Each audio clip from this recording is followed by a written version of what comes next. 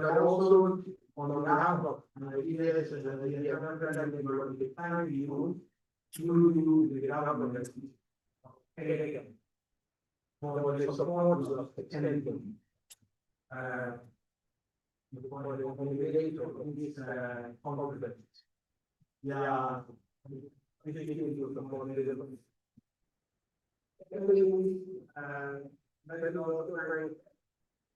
My own accommodation, Demba, for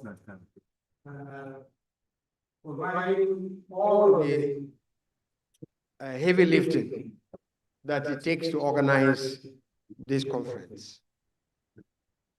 So on the back of the minister's protocol, let me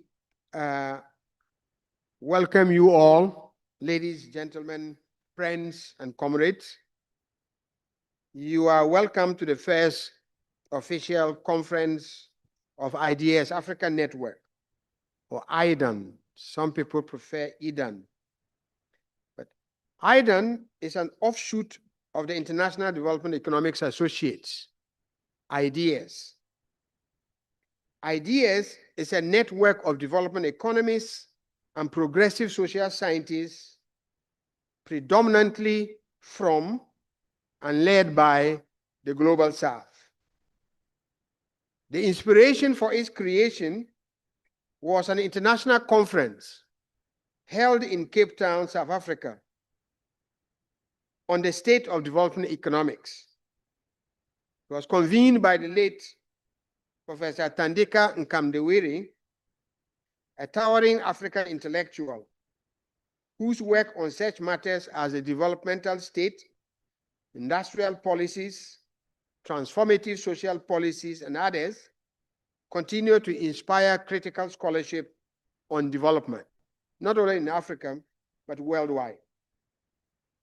Some of the key people from whom Thandika convened are also here today and will be speaking to us in the coming days.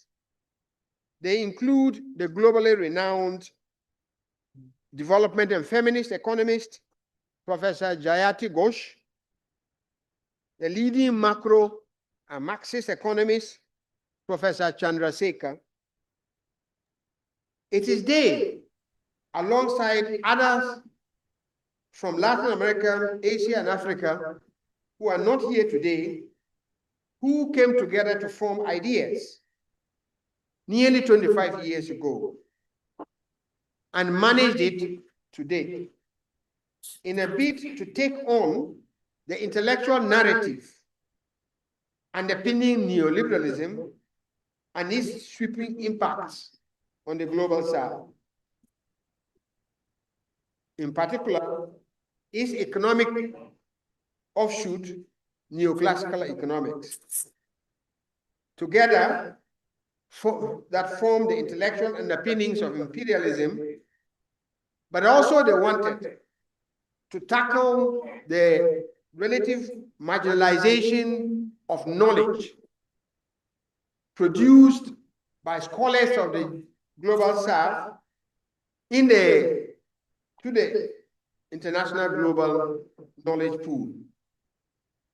While I'm at it, I would also like to acknowledge the current chairperson of IDS, Professor Alicia Puyana Mutis, who is based in Mexico, and the secretary of IDS, Professor George Chikata, who is currently at SOAS in the UK, but is from Ghana.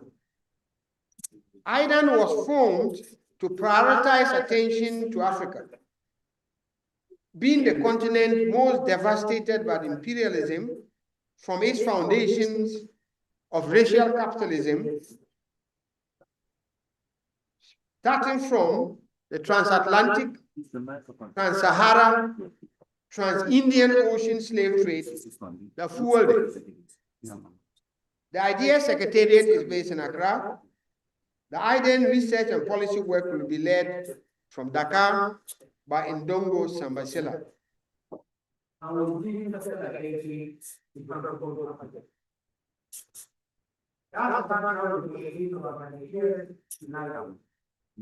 Now, the theme of our discussion was creative. Rethinking is another. Now, we have been discussing again the background, the past period, as well as the emerging molecular world. The subject that we are talking about is great, rather than the United States. It gives out the reflection of the thinking and bring about the last. Thinking as because I said that thinking over the discovery together. And you know that Africa is one of the here for another federation. Yesterday, when we have already come in the reading already declared, I defined another federation. And we probably well. If you find the federation, all people from Africa is saying, hey, from each other, wherever they live, maybe provocation. If I think, they didn't go together among the rebels in the country. It's a second federation. And how the defining I don't know, even if it's big on the system, even the higher the African companies. Because of the creation of the civilization, for the realization of private and from the creation revolution over 250 years old, that has united the creation of the freedom of the that's what you get. We know our whole history of the government decision and the implication of benefits of it. Among the government, our department, our debate, and then the freedom, and one of those is different. we are The more narrow. one you, but when it goes to English,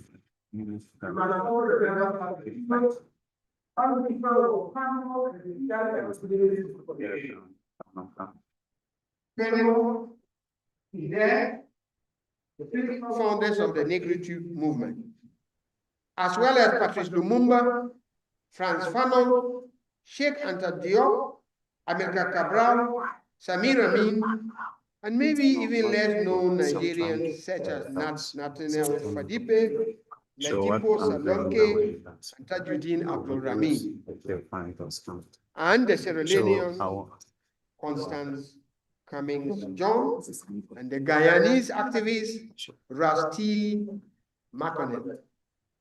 We must also remember our heroines, Aline Sito Diatta, Nzinga Mbandi, Marie Corey, to mention a few. The point of mentioning these names is not to make an exhaustive list of the heroes of our struggles, many moving parts. But these names is merely to say that we need to read our history, remember our history, recover our heroes, and recover our narratives.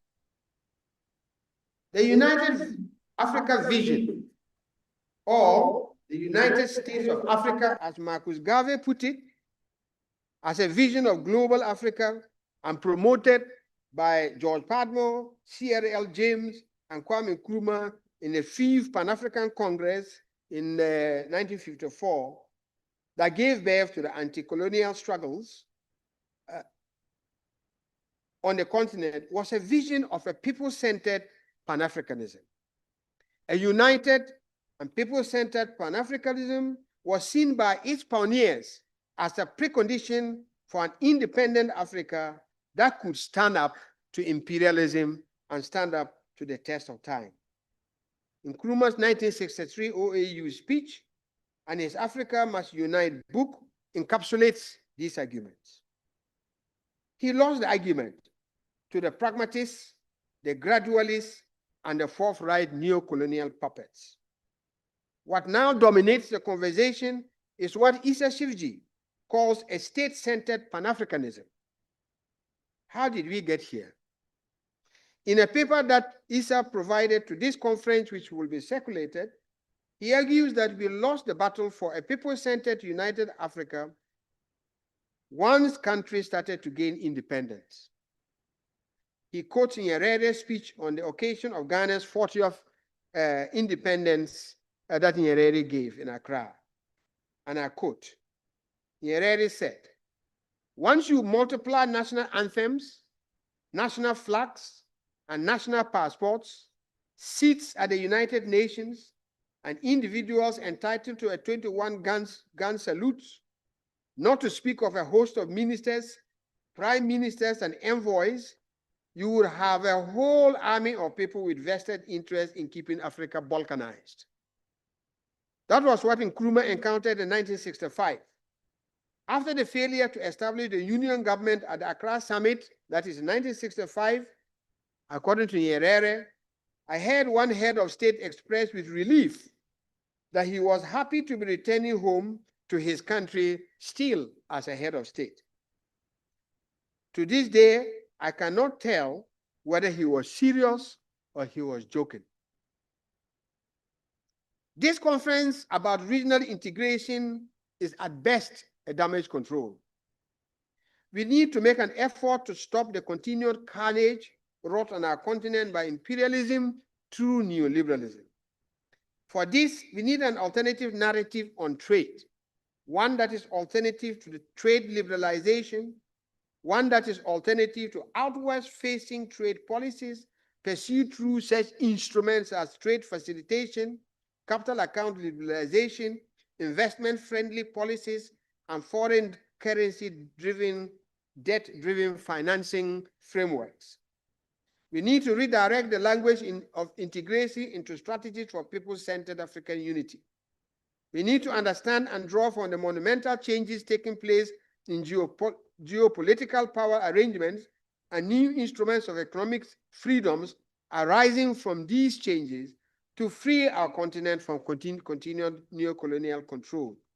We have to think differently, act differently, and act and think out of the box. Above all, we need to provide safety and security for our people by dismantling the tools of political control in the form of sponsored armed groups, foreign military presence in our continent. It is for this reason that we will have a panel of generals in this conference. This conference is a small step in these directions. This is why the program is organized the way it is, looking into our history and looking forward, addressing the fundamental factors driving dependence, include food and energy dependence, and trying to understand our challenges today in the context of devastating climate change, ravaging our lands, our forests, and our waters. At the end, what we call a legacy panel hopes to provide us an opportunity to remember, to celebrate our heroes and heroines, and be inspired by them for the future struggle. I wish us all insightful deliberations.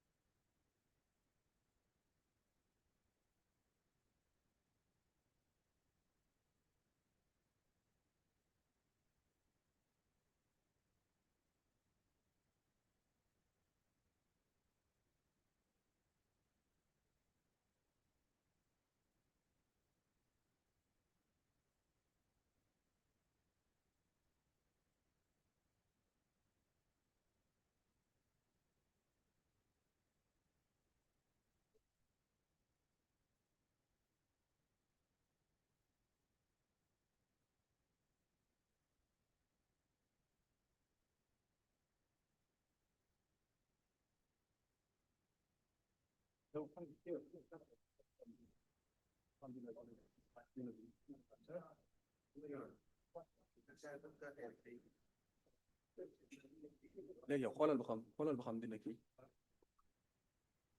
Leo, tax dara nga xool ba xam dina dugg. Wala ci suuf tamit da ngeen jàpp ne rek am nga wàcc wala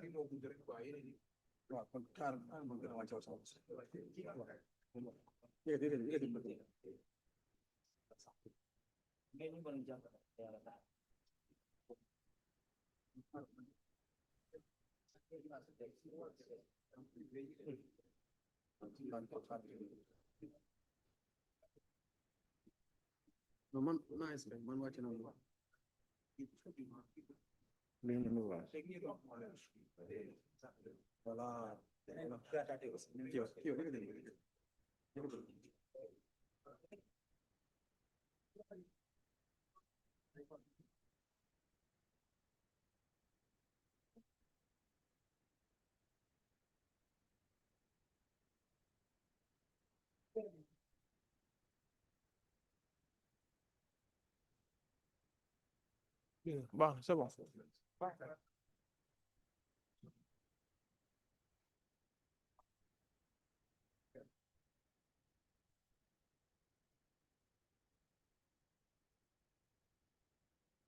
Merci pour ces interventions de Dr. Charles, de M. Demba Moussa Dembélé, ainsi que de M. Amadou Tidiane Wan. D'accord, donc maintenant je vais donner la parole à M. Amadou Tidiane Wan pour qu'il puisse adresser quelques mots à propos des représentants et des autorités présentes. Monsieur Wan, s'il vous plaît.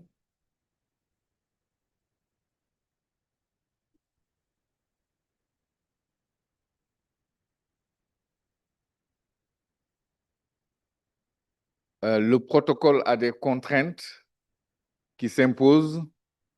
Pour cela, après avoir fait mon mot de bienvenue, je reviens à la charge pour souhaiter encore une fois des travaux fructueux à cette Assemblée en espérant que les résultats qui en sortiront seront portés à la connaissance des autorités, diffusés au sein des organismes régionaux et sous-régionaux et continentaux, afin que les décideurs ou les hommes d'action puissent tirer profit des réflexions des meilleures intelligences d'Afrique et de la diaspora, dont ici, dans cette salle, il y a un échantillonnage très représentatif. C'est sur ces mots et avant la pause que je déclare, au nom des autorités, ouverte la première conférence de IDAS. Je vous remercie de votre attention.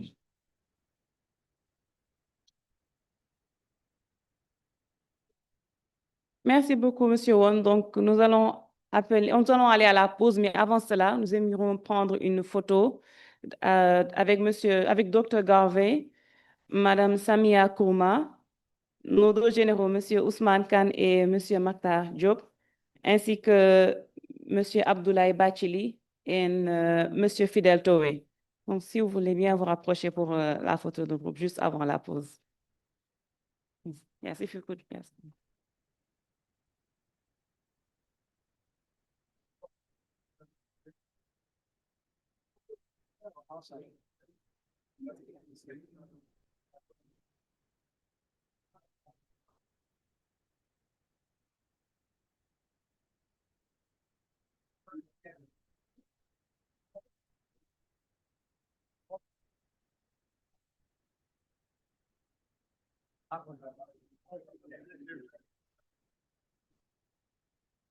Please, Madame Aminata, si vous pouvez nous rejoindre pour la photo, s'il vous plaît. Oui. Et ainsi que Dr. Campbell. Dr. O.S. Campbell, can you join us for the group photo? Thank you.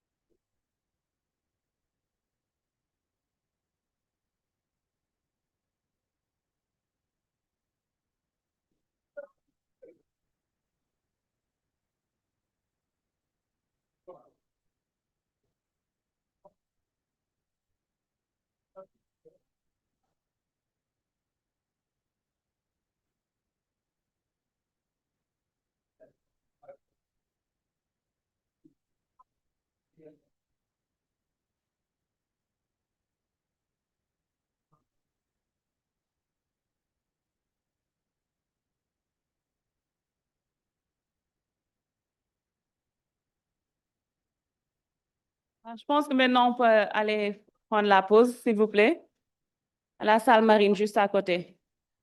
Merci.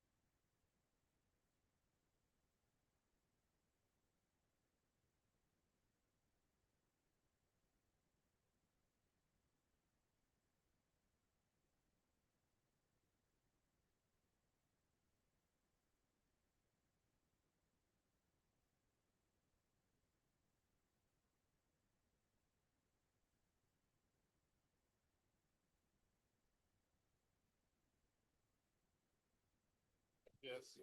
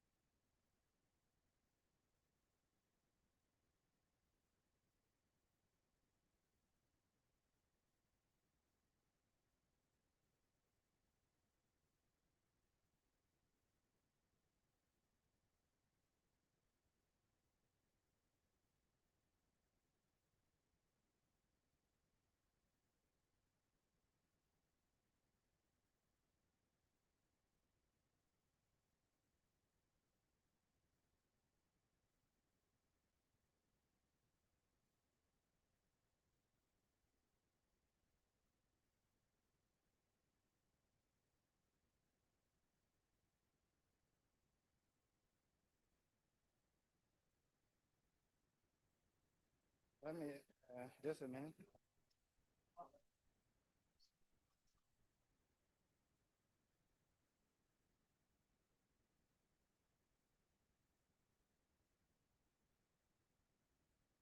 Yeah, I'll call them. Oh, I'll call them. This one I have to.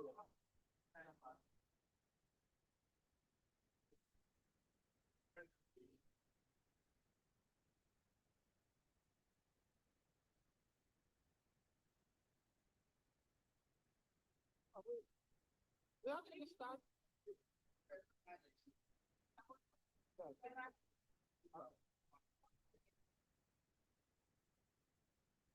This is mine.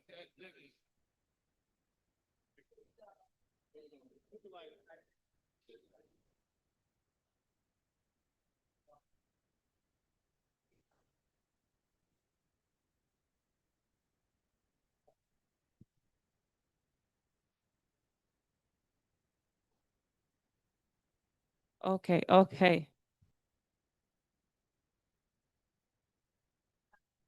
Is this still working here? Yes, yes, no, no.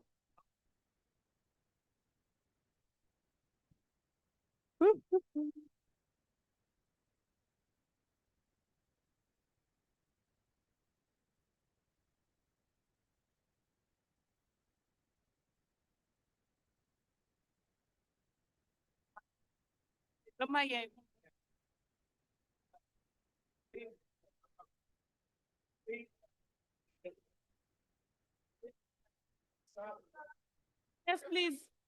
Please join us, yeah. Okay. Thank you.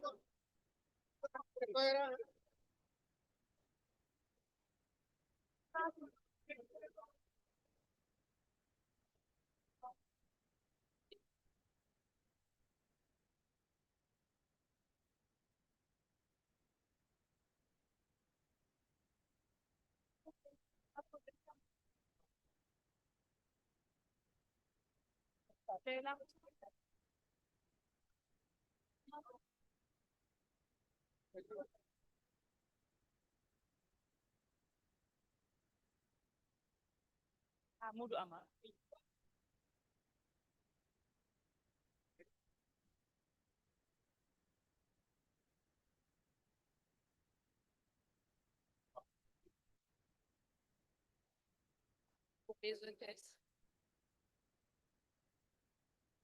Oui.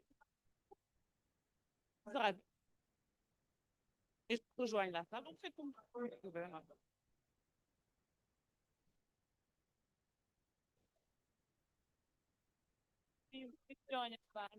Oui. D'accord, d'accord.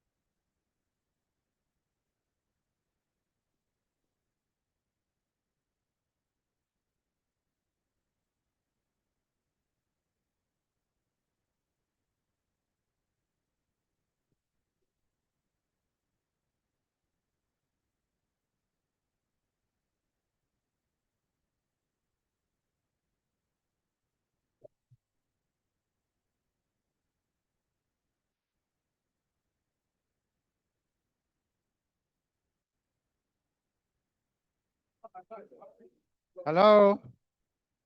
Hello? Ladies and gentlemen, can you take your seats, please?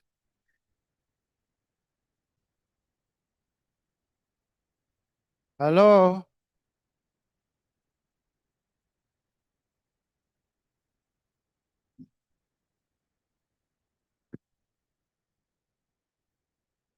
Do you hear us from outside? Do you hear us from outside?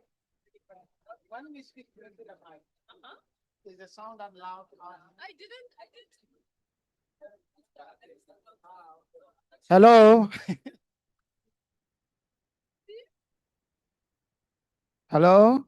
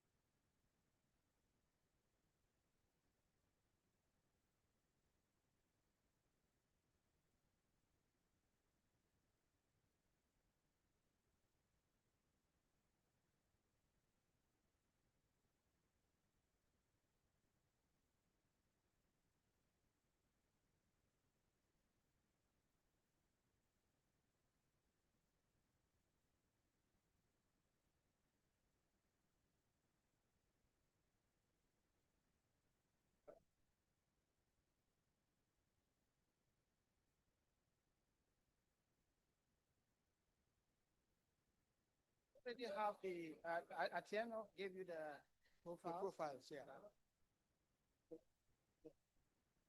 Yes, finished. So you don't have the other one? The panel. They haven't done it?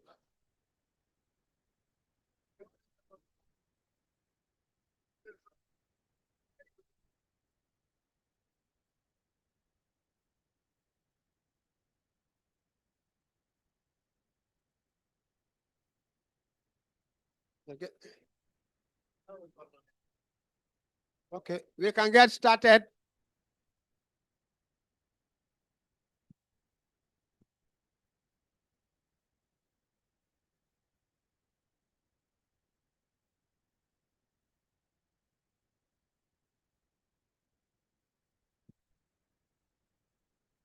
Well done. The thing if you need it, I think they are okay like this. So you have the main tab, then you have it.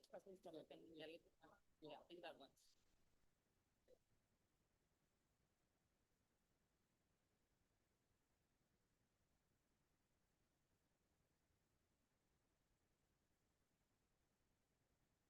Hello. May I invite the panelists for this session?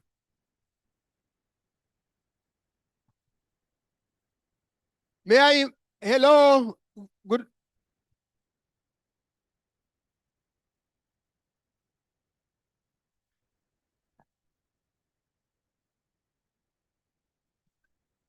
It's working? Okay. Sort of. I put it.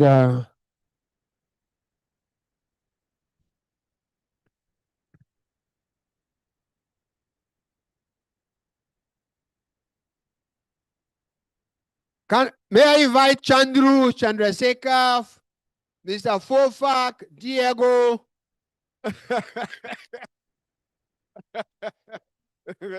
Please. Yeah, welcome. Yes, yes.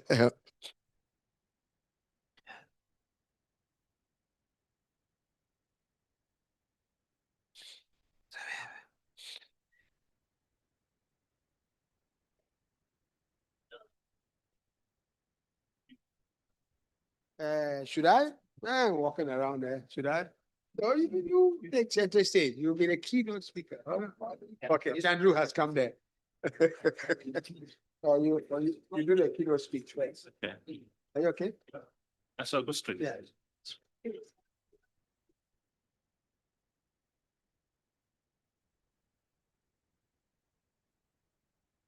Okay, so ladies and gentlemen, we have only 1.5 hours. Kindly settle down for an exciting panel. The theme is regional integration in a global perspective. We have 3 speakers. Let me just introduce all of them so that we save ourselves some trouble. The first will have half an hour, maximum half an hour. That's Hippolyte Fofak. His topic is integrating Africa, an imperative of the multipolar world, looking inward and looking forward. So a very brief introduction of Dr. Fofak. He's a leading development and financial economist with several decades of experience in leadership and management, development economics, banking and international finance, and in academia. In his extensive professional career, Dr. Fofak has worked in the World Bank and at the African Export-Import Bank, Afrexim. Our second speaker is Professor C.P. Chandrasekhar. His topic is the challenge of regional, financial, and monetary cooperation in a world of waning dollar dominance. Professor Chandrasekhar is the Global Director for Research and Policy at the International Development Economics Associates. He was formerly a professor of economics at Jawaharlal Nehru University. He is also associated with the Political Economy Research Institute at Amherst. And his research interests include the macroeconomics of development and the role of finance and industry in developing countries. Our final speaker is Diego Guevara. His topic is regional integration, lessons from Latin American experience. Professor Guevara is a former minister and deputy minister of finance and public credit of the government of Colombia. He has PhD in economics, MSc in economic sciences, and is an engineer from the National University of Colombia. He has served as associate professor and researcher at the National University of Colombia, the Fundación Escuela para el Desarrollo Universidad de Sabana. This is my fantastic Spanish. I am getting there. He has also worked as a consultant for the French Development Agency on macroeconomics and climate change, and as a visiting professor at Viadrina University in Frankfurt, Germany. We have a powerful panel of three. We'll try to keep the time as brief as on time as possible so we can save some time a little bit for some interaction. Dr. Fofak, I have given you as the first speaker from the continent a preferential 30 minutes that the others will not get. Over to you. Thank you very much. And thank you very much. All protocol observed. We get into it. And I've been asked to really reflect on the imperative of integrating Africa in multipolar world. I've actually prepared comprehensive presentations. However, we'll focus really on section 3 and section 4, which in my view are critical for what we should be doing as a continent. I believe that multipolarity offers a tremendous opportunity to Africa. It has challenges. Essentially, it amplifies and multiplies the risk, but it also has opportunity, of which loosening the balance of payment constraints associated with dollar funding and creating the conditions for Africa to begin to move away from short-term balance of payment crisis management toward long-term development and thinking. But before I get to it, I wanted to start with this piece. I think when we talk of fragmentations, we always look at the cost, economic and social cost, but fragmentation has other cost, most notably dignity. And I think dignity will be run throughout this presentation as we proceed. But in terms of background, quickly, I think I would like to really thank the leadership of IDEAS, Africa Network, and more generally, this inaugural conference. And as mentioned earlier, it's organized at a critical time of rapid tech diffusions, geopolitical shift, and specifically emergence of new geopolitical alliance and increasing geoeconomic power of continental nation states. We are enter the world where we have continental nation state, requiring that integrations within the continent to be able to compete at the same level. So this is something that should catalyze and make African integrations even more urgent as an imperative. We have more countries, especially in Asia, essentially moving toward using local currency for cross-border trading. It's very important. But we also have seen increasing use of yuan with dollar-denominated debt being swapped into yuan to reduce cost, with Kenya saving about $240 million interest payments. I'd like to really thank, really, the organizer of the conference, and specifically, in particular, really Charles, sitting here, for really pushing this important agenda for the continent. If there is one that is timely and critical, it ought to be this one. I think Charles has been able to move mountain without frictions, without making noise. It's really about really, if there is one lesson to be learned on Pan-Africanism, it's about exactly what Charles is doing.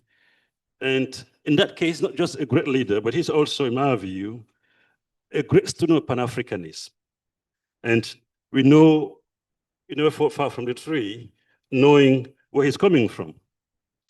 And I would also like to stress the fact that integrating Africa is no longer an option. It's become a real necessity in the multipolar world, which increases competition between states. And it has to be undertaken now in order to avoid the risks that come with that transitions. My contribution will focus on integrating Africa and empowering the multipolar world, looking back. And personal and collective growth begin with critically looking inward and then drawing lessons emerging from that critical assessment to project into the future with confidence. And this is precisely the approach that we've taken and that should be following going forward in this challenging environment, whereby integration actually eluded the region for more than 6 decades. Looking inward, I think the state of African integration, whether on security, political, economic, financial, monetary, industrial, and have we actually made progress on this different dimension? It's quite easier to say that we've not, given what has happened. We've heard the difficulty of moving across the continent. You've heard the fact that balkanization remains a major issue within the continent, and our identity is actually yet to emerge from the history of slavery and colonialism. And this is reflected in particular in the marginalization of African languages, which is fundamental components of African identity. We heard last night from the lady Wanjiru. Where is she sitting? I think she did a fantastic job last night. We should thank her for that, actually.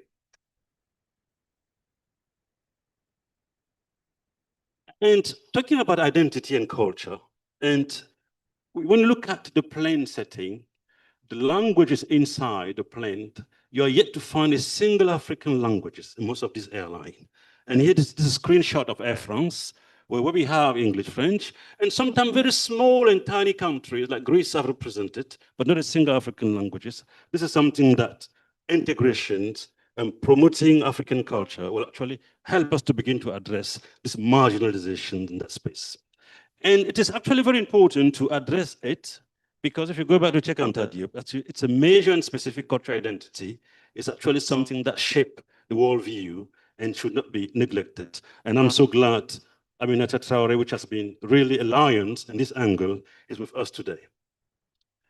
For more than a decade, Africans have also been targeted for state-sponsored terrorism in the Sahel, seemingly complete indifference of other African countries. This reflects what we've gone through in terms of lack of solidarity that Pan-Africanism actually should be promoting for us to move forward at unison. Looking forward, it's quite fair to say that progress on continental integration agenda has been disappointing. And we just have to look at the trade numbers and the growth numbers. We've often talked about the lost decade, 1 decade, but Africa actually lost several decades. And this graph is quite significant when you see the gap between Africa and the rest of the world widening at significant level. Between the last 40 years, our per capita income has increased by just about $100. This is quite disappointing. And Africa essentially become the poorest and most affected conflict region in the world. But this was not meant to be the case. And after independence, Gunnar Myrdal, the 1974 Nobel laureate, actually predicted that Africa will do better with better growth prospects than Asia. But looking forward, I think Africa still has significant potentials, and the combinations of favorable demographic trends and the technology diffusions and multipolarity actually should create the conditions for Africa to enter a virtuous cycle of growth. And this makes what I call the maximalist Pan-Africanism a necessity that will enable the region to leverage geopolitical strength and economies of scale to realize the founding fathers' visions of peace, prosperity, and to position itself as global players. And I think in this section, the main objective is for us to make the case that integration has become an imperative. In fact, the imperative of the multipolar world. And there are a few questions that we should focus on. Why is it urgent to transcend the colonial boundary and the politically regressive idea of sovereignty? And what are the catalytic vectors of African integrations in the multipolar world? I think we are going to focus on these 2 questions. I think looking inward and the state of African integration and high cost of fragmentation, I would run through very quickly in these particular sections. And integration has been a strategic pillar, and West Africa actually produced some of the most exceptional and inspiring leaders of African integrations. And we are so happy that this is conference happening in Dakar, in the city of Diop, who actually had this wonderful quote, Africa can and will only advance through African integrations. So it seemed to be a necessary conditions for us to advance. And you go next door to Ghana, we must unite now or perish. And thank you very much, Samia, for joining us today to continue this legacy and struggle of African integration. That was Kwame Nkrumah. And although Nkrumah and Diop actually grew up in two different countries and colonized by a country which are essentially rivalry, France and the UK, they reached the same conclusions on the need for Africa to integrate. Integrating Africa was a necessary condition to preserve Africa's sovereignty and independence vis-a-vis great power, and it has become even more urgent. Went through the discussion between the Casablanca and the Monrovia group, and which actually put Kwame Nkrumah in minority. We've been through that, and the consequences have been quite significant because essentially we adopted a minimalist Pan-Africanist approach, which has been the rule of the game since then. And when we look at the failure of integrations, I think the African Union now has an architecture, an index to monitor progress toward integration across the continent.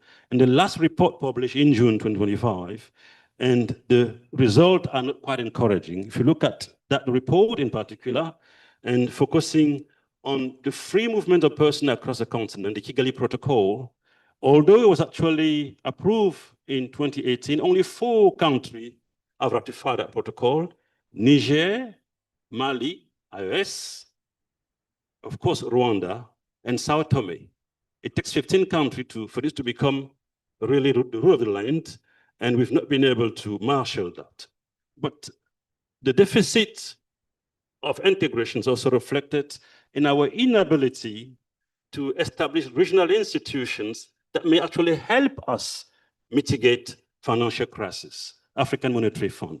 We have such a fund, the Asian Monetary Fund, the Chiang Mai Initiative in Asia, the Latin American Fund. Africa has not been able to put together such a fund. As a result, we tend to run toward the IMF and the World Bank more often than any other regions. And we have the same constraint on the trade. Essentially, fragmentation has come at a huge cost, economic, social, and political insecurity. And Africa has been the region with more risk of conflict, and political fragmentation has prevented establishment of an effective and operational continental army. I'm so glad we have military general with us this morning because they are an important piece of that integration puzzle. You just have to look at China, where the People Liberation Army has actually provided security for growth and investment over the last 40, if not 50 years. Fragmentation has also made it difficult to leverage economies of scale to industrialize. And instead of us pulling resources together, we actually rely on import and moving away from option to optimize resource allocations. And one example of the consequence of that, our trade, even though our population has been growing, African trade has been going down as a share of global trade. We are less than 3% below Holland, which is more than 3% as contribution to global trade. This is not sustainable. And by sustaining that colonial model resource extractions, fragmentation also set the region on long-term structural trade deficit and recurrent balance of payment crisis with huge cost in the financial sector. We can discuss that much later on, but also the risk perception which tend to make access to financing very costly within the African continent. And here we have some numbers where we are paying about 10% interest rates on loans, while the US is about 3.3%. And more importantly, we talked a lot about Africa debt, but it's quite remarkable that the US debt is 36 trillion, 350 million people. Africa debt, 1.5 billion, is not even $1 trillion. And that is all we talked about. The G20 in South Africa was about Africa debt, the cost of capital. Yet the numbers are just not there. In addition to the growing financial, economic, and human toll, I think with millions of young Africans either killed in proxy war or crossing the sea, Mediterranean Sea, less visible but insidious is the marginalizations of Africa, which has become the most aid dependent in the world. Now, let's move into the next section, which I would like us to really spend some time on the next section 3 and 4, which is critical. We must integrate now or perish, Kwame Nkrumah said, and recognizing that perpetuating that fragmentations in post-colonial era will be costly for us. We mentioned the risk of conflict and military coup and inability to leverage economies of scale to develop research, innovations, infrastructure, and expand industrial productions and capacity to become globally competitive.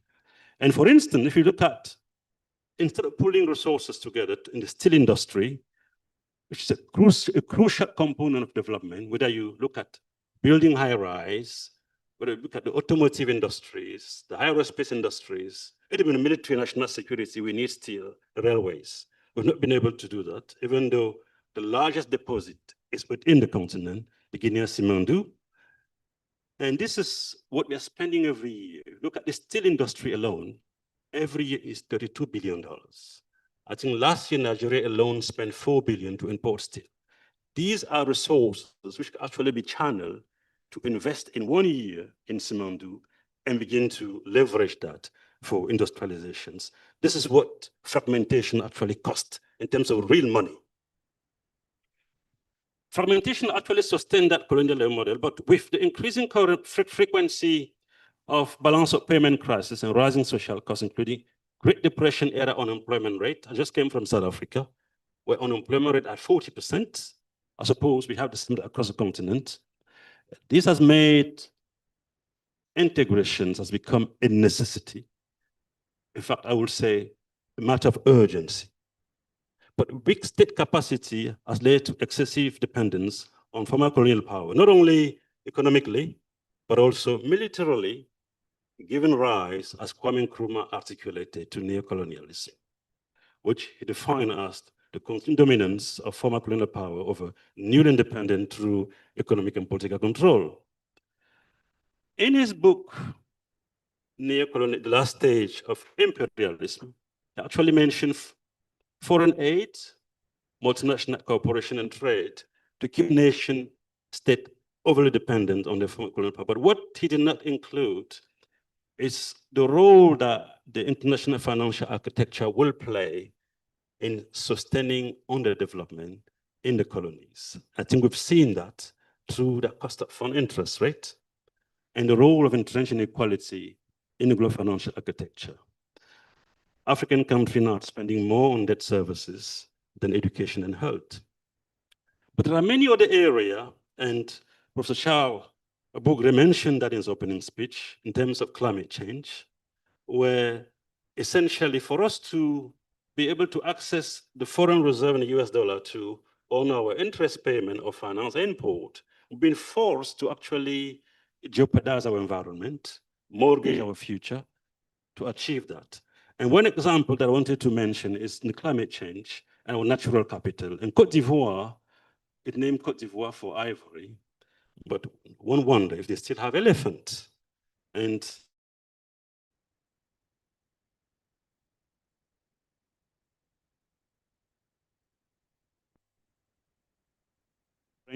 brings of extensions.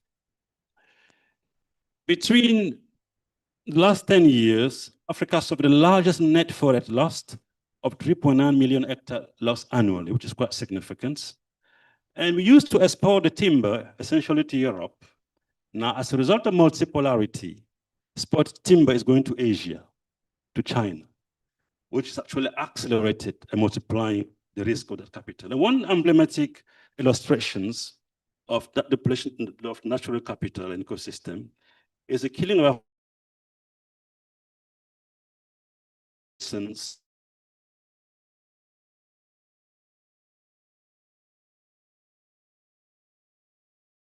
increasingly is China. And it's what's so bad with 20,000 elephants killed every year for the tusk. that China had to pass a ban in 2017 to really prevent and save African elephant. And so perhaps our children and grandchildren will actually see more elephant thanks to China, because fragmentation made it impossible for us to protect our natural capital at a huge cost. We thank China for that. I use the elephant example, but we could also use other critical components of our natural capital, including even natural resources and primary commodity. And sad enough, that depletions still apply to the African population several centuries after slavery, what is increasingly called selective immigrations or immigration choisie, if you like Sarkozy. So Africa is perhaps the only continent where leaders still believe that it can actually develop and become a global power without leveraging the innovations and creativity of the youth, which is migrating in drove.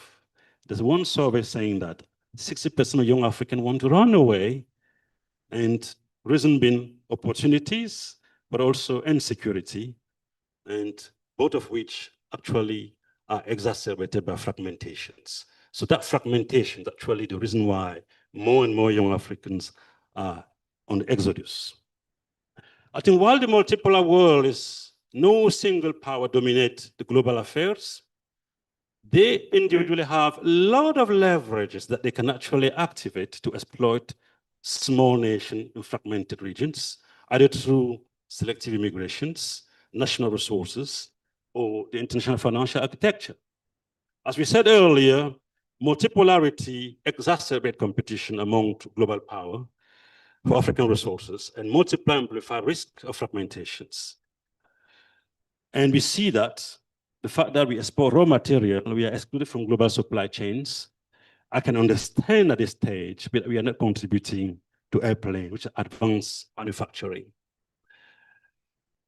It's Asia, the US, Canada, Australia, Europe, to build, assemble a plane. But to my surprise, even bicycle, we are not part of it, that supply chains. I mean, they are from China, Vietnam, Italy, Malaysia, and of course, the rubber, wheels, which is Sierra Leone and so forth, is not even in that manufacturing process because we export raw rubber. This is what fragmentation actually done to the continent. We are not into advanced manufacturing, neither are we into low-end manufacturing. If Africa does not actively pursue integration to better integrate global supply chains, its deficit will continue to grow, driven by population growth, but also the terms of trade deteriorations. Already the stock of African debt has been rising. Now we have creditor, not just in Europe, in the US, but increasingly also in Asia. It has diverted resources, and think of it in terms of military. We are spending $52 billion to import arms for internecine war just last year. $52 billion, which would actually be deployed if we had actually been integrated. There'll be less conflict, and these resources be used more optimally development. I think while the growing population is making the colonial model resource extraction unsustainable, I think fragmentations in the multipolar world is further increasing the risk of recurrent balance of payment crisis. And while in the multipolar world, fragmentation has made Africa limited implementation decision-making process, as we believe integrations will enable the continent to speak with one voice, multiplying its diplomatic weight and strengthening its bargaining power. And it will also help advance implementation of the AFCFTA and transform African economy to become global power. Now, the last section, section 4, which is how do we actually get there? And going against ideologue of American primacy after the fourth Soviet Union, the world is multipolarizing quite rapidly. And we've seen over the last few years in the trade space and the rise of what we call global macroeconomic imbalance at the root of Trump trade wars. And the new multipolar world in which we are, here it is, where we have, which is where we are currently.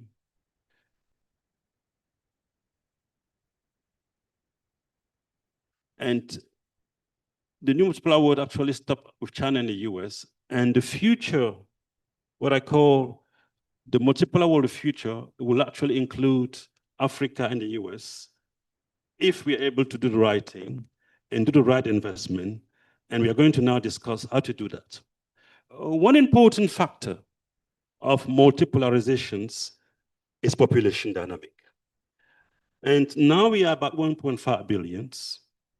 We will be 25% of the world population in 2050 and almost 40% in 2100. And I know at 1.5 billion, we are still not able to come together to defend the Sahel countries against the band of terrorists, because that's fragmentation has done to us.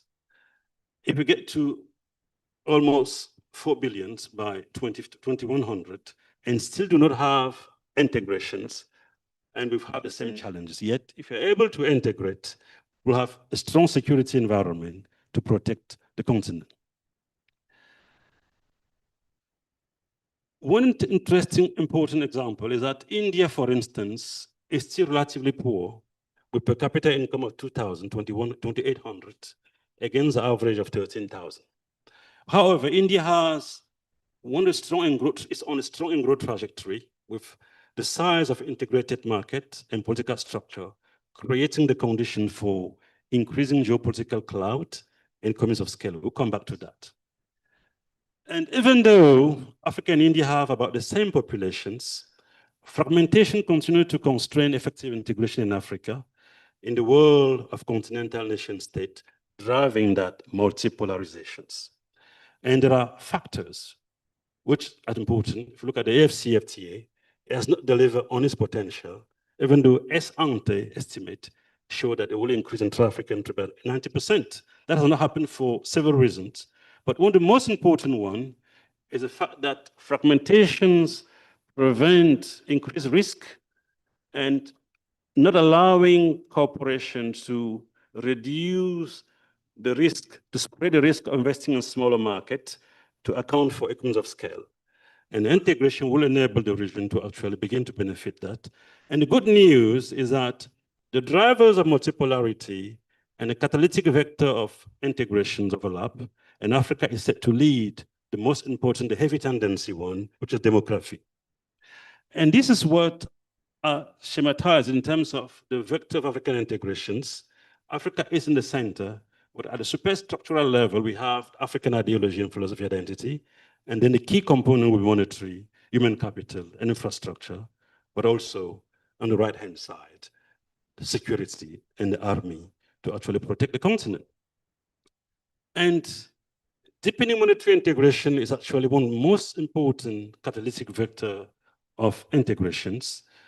And the second one is human capital is also extremely important vector, given what is actually driving. I think having a continent investing in its children is what will take to actually drive industrializations.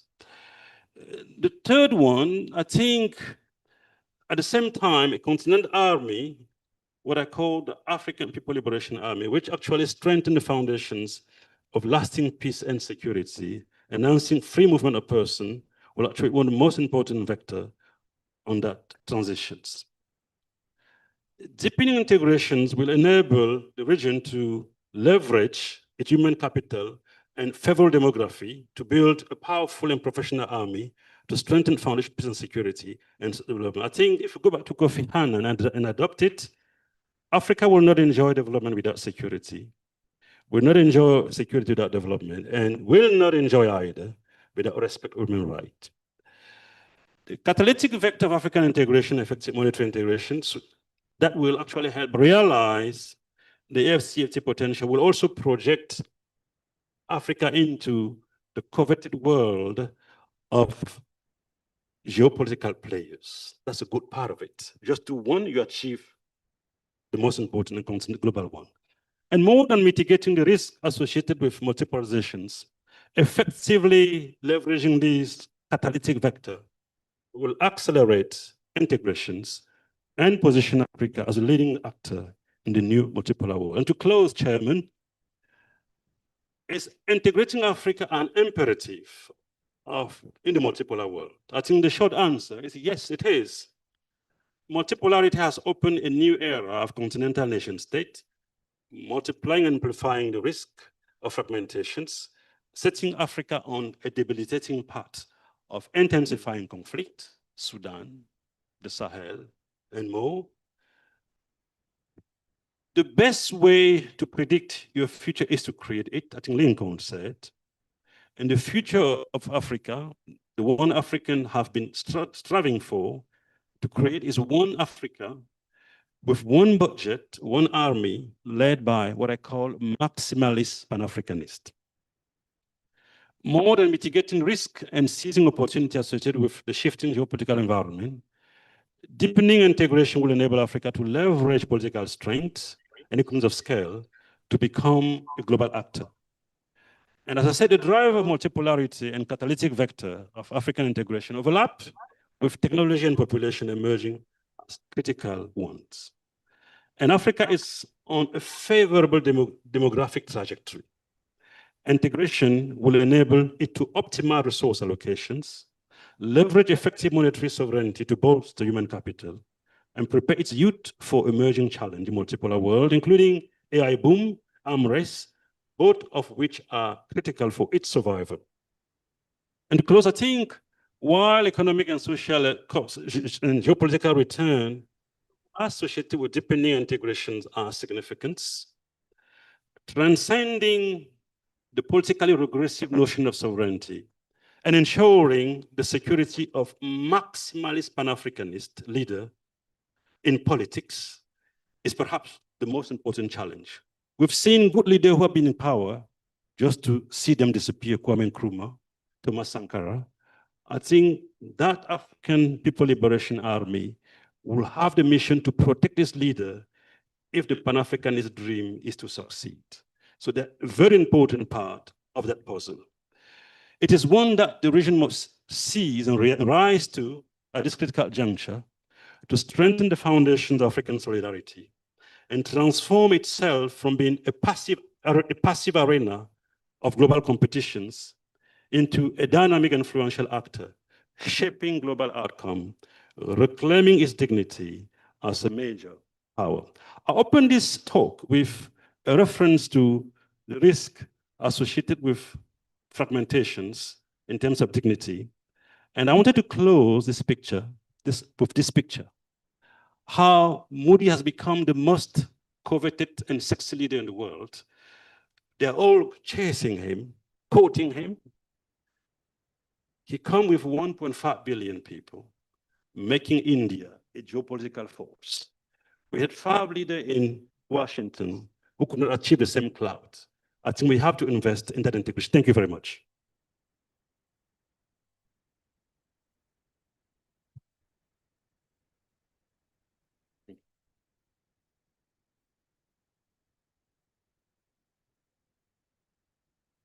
Thanks very much for this opening presentation. Just to remind you of Professor C.P. Chandrasekhar's topic is the challenge to regional financial and monetary cooperation in a world of waning dollar dominance. Signals from Asia. Unfortunately, I have to constrain you to 20 minutes. No problem. Do I need to use this? Can't I just use this mic? Yeah, yeah. Thank you.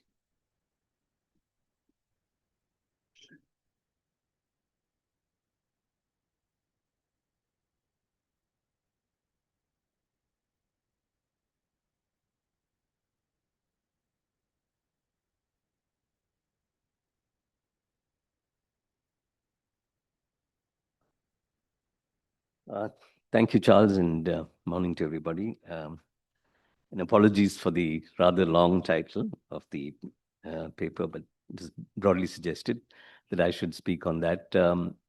Well, to start with, I mean, why the latter part of the title? Essentially because there is this sort of tendency in the current discussion to argue that because of waning dollar dominance, it becomes increasingly possible for developing countries or less developed countries across the world to be able to de-link to a certain extent and de-link in a way in which they can come together in order to be able to create the environment in which development can be accelerated. Okay. It is true that there has been a certain degree of waning of the dollar. If you look at it in terms of the role of the dollar as the denomination currency, in particular for trade transactions, but to a certain extent for financial transactions. But most importantly, we see a process of de-dollarization, which is visible in the holding of foreign exchange reserves, with the share of the US dollar down to about a two-decade low. And much of that reallocation in the portfolio of reserve holdings of central banks across the world is essentially not a reallocation which moves it to currencies like the RMB, the Chinese RMB, and US dollar and the euro still dominate. But the main shift has been a growing demand for gold, reflected, of course, in the rapidly rising price of gold in world markets.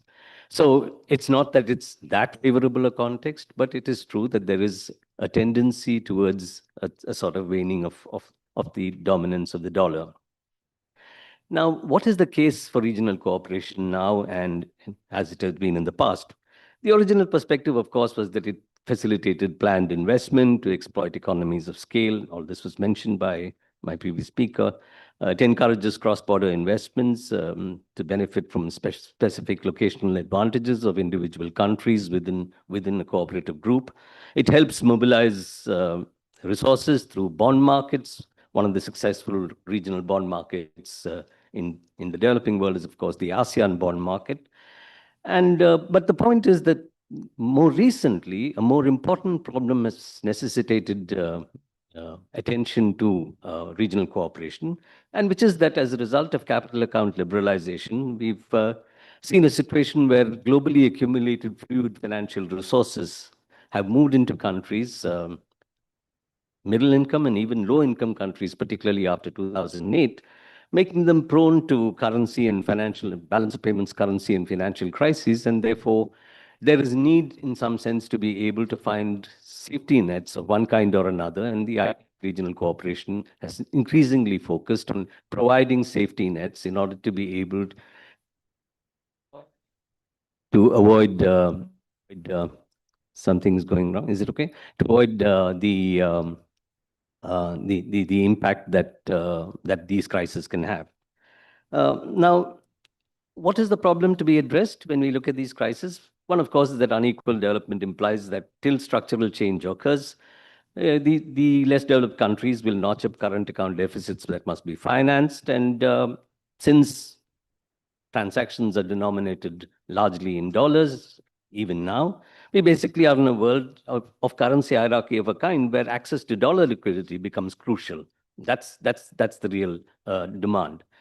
But you also have the fact that easy access to dollar liquidity, which came in a period, well, starting from the 1980s, but more importantly, since about 2004, and of course, intensively since 2008, it actually tends to aggravate the dependence. It increases the proneness to failure. And therefore, this need for actually having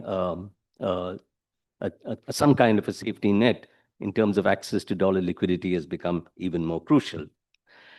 Now, what's the challenge to be able to ensure some degree of regional cooperation to get there? First, of course, is the US and the US dollar's presence and influence in these regions.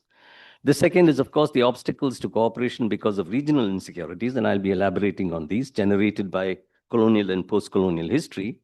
The third is, of course, regional inequalities, or inequalities between countries in particular regions, which sets off fears of subordination to a regional hegemon. So you might release yourself from the hegemony of the United States, but you might subordinate yourself to a regional hegemon.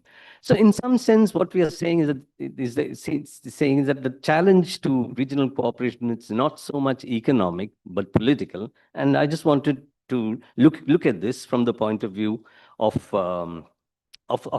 Asia. And one is, I'm referring to Asia because this is the continent in particular, in the Southeast Asian context, in which there have been many experiments and much discussion on the need for cooperation and the ways in which you can actually institute and establish frameworks for regional cooperation. The most far-reaching proposal, of course, came after the 1997 Southeast Asian financial crisis, when a proposal was mooted by Japan, a developed country, at the Fund Bank meetings in Hong Kong, saying that there should be establishment of an Asian Monetary Fund, or an IMF equivalent for the Asian region under regional control. Now, partly it was driven, this proposal from Japan was driven because it sensed that after the 1997 crisis, the US and the IMF were not willing to engage with the process of resolution, essentially on the basis of their own resources, unlike in the case of Latin America in the 1980s, when you actually saw a significant degree of financial commitment on the part of the US Treasury and, of course, the multilateral agencies, in particular the IMF, to try and resolve the crisis. So Japan felt that it needed to do that, and it actually had an interest in resolving the problem, because if you look at foreign loans and assets which flowed out of, asset holdings abroad of Japan or Japanese institutions, they, in the case of the largest banks, accounted for about 22%, or almost a quarter of their exposure was in the Southeast Asian countries. And the BIS reported that out of the total loans outstanding, something like, close to 300 billion of Japanese money was actually located in these countries. So, and finally, of course, these Asian markets accounted for about 40% of Japan's exports at that point of time. So there was a Japanese interest, and the way in which they were looking at it, is it necessary to resolve this problem? But on the other hand, the United States was not willing to actually take on the role which it did at the time of the debt crisis in Latin America in the 1980s and after. So in essence, but what actually happened is that the US and the IMF opposed the proposal tooth and nail at Hong Kong, and it was very quickly dropped. That the proposal for a Asian Monetary Fund was very quickly dropped. The point is, this case was not the resolution. It also was that IMF-style deflationary response to balance of payments crisis, which is typical of the IMF kind of strategy, which all developing countries in some sense have experienced, that would not serve the purpose of actually resolving this crisis. So at that time, Isuke Sakakibara, who was then Japanese deputy finance minister, who partly mooted this proposal at Hong Kong, no, in fact, the IMF didn't know Asia, and its remedies were likely to do greater damage to the Asian economy than resolve the crisis. And the Thai finance minister, and Thailand, you'd recall, was the country where the 1997 crisis first broke in July of 1997, that he said that the US response to the Asian crisis was passive compared to the speed and effort with which it responded to the Mexican debt crisis. And of course, he also said that, listen, IMF conditionality was not appropriate. So there was an understanding, not merely that you needed a regional agency, but an understanding that, in some sense, the kind of strategies which were being pursued by institutions, in particular the IMF, under the tutelage of the United States, was really something which is not suited to addressing a crisis, and it possibly would worsen the crisis. And it mattered for Japan for the reasons I just mentioned. Now, what is the source of the US opposition?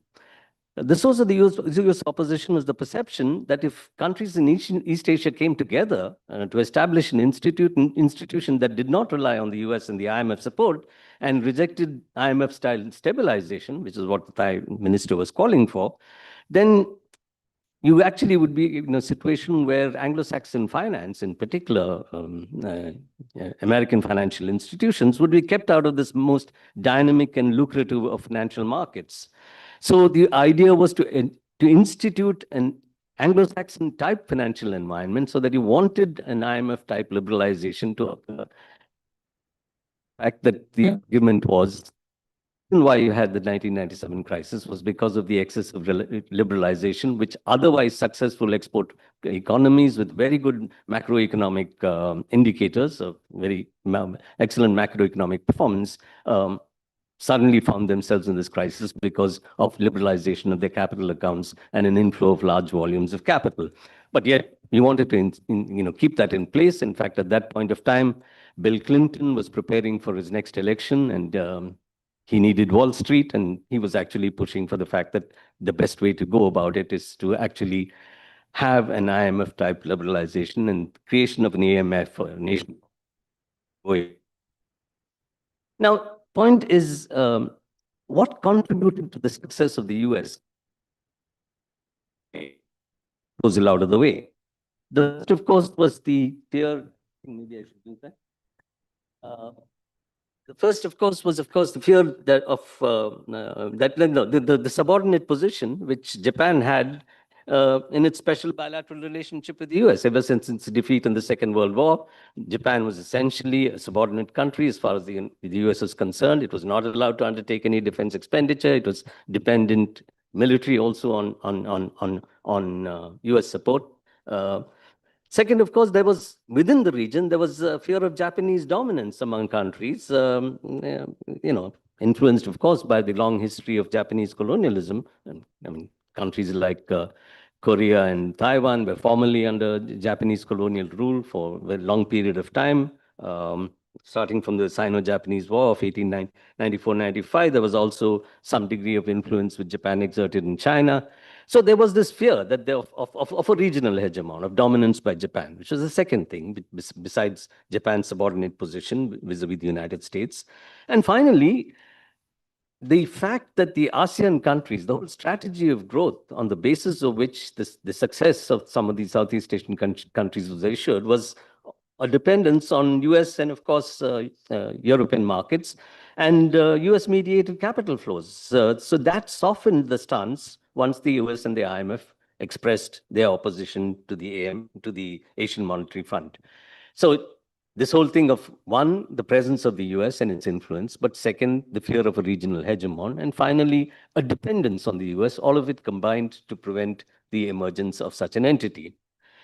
Now, this is not that there was no effort on the part of Japan to do something, but it did it in a very different way in what was the Miyazawa initiative at that point of time. It was a $30 billion package to support economic recovery in the East Asian countries. And it also, it was a bilateral thing, plus it provided money to the ADB to guarantee bonds issued in international markets. So multiple ways of trying to actually, stimulate a recovery after the crisis. And it was an alternative to conditionality-tied borrowing from the IMF. Not that the IMF did not come in, it did. But here was an initiative which was different. And it basically said that all you needed was to have a strategy which would help you recover. It really did not require you to adopt an IMF-type strategy. So it was something which was not linked to IMF-type conditionalities. So one of the things which was part of the Miyazawa initiative, which really became the core of regional monetary and financial cooperation in Asia, were a set of swap arrangements. And under the swap arrangement, we know that basically the central bank concerned provides for exchange on risk, request for designated amounts between two currencies, the exchange between two currencies. Normally, you'd want the dollar because much of global transactions are denominated in terms of dollars. And there would be an agreement on the basis of which there would be a forward price, so in which at a specified date, there would be a return of the dollars which are being lent out as part of the swap arrangement. And that would, of course, include an interest rate.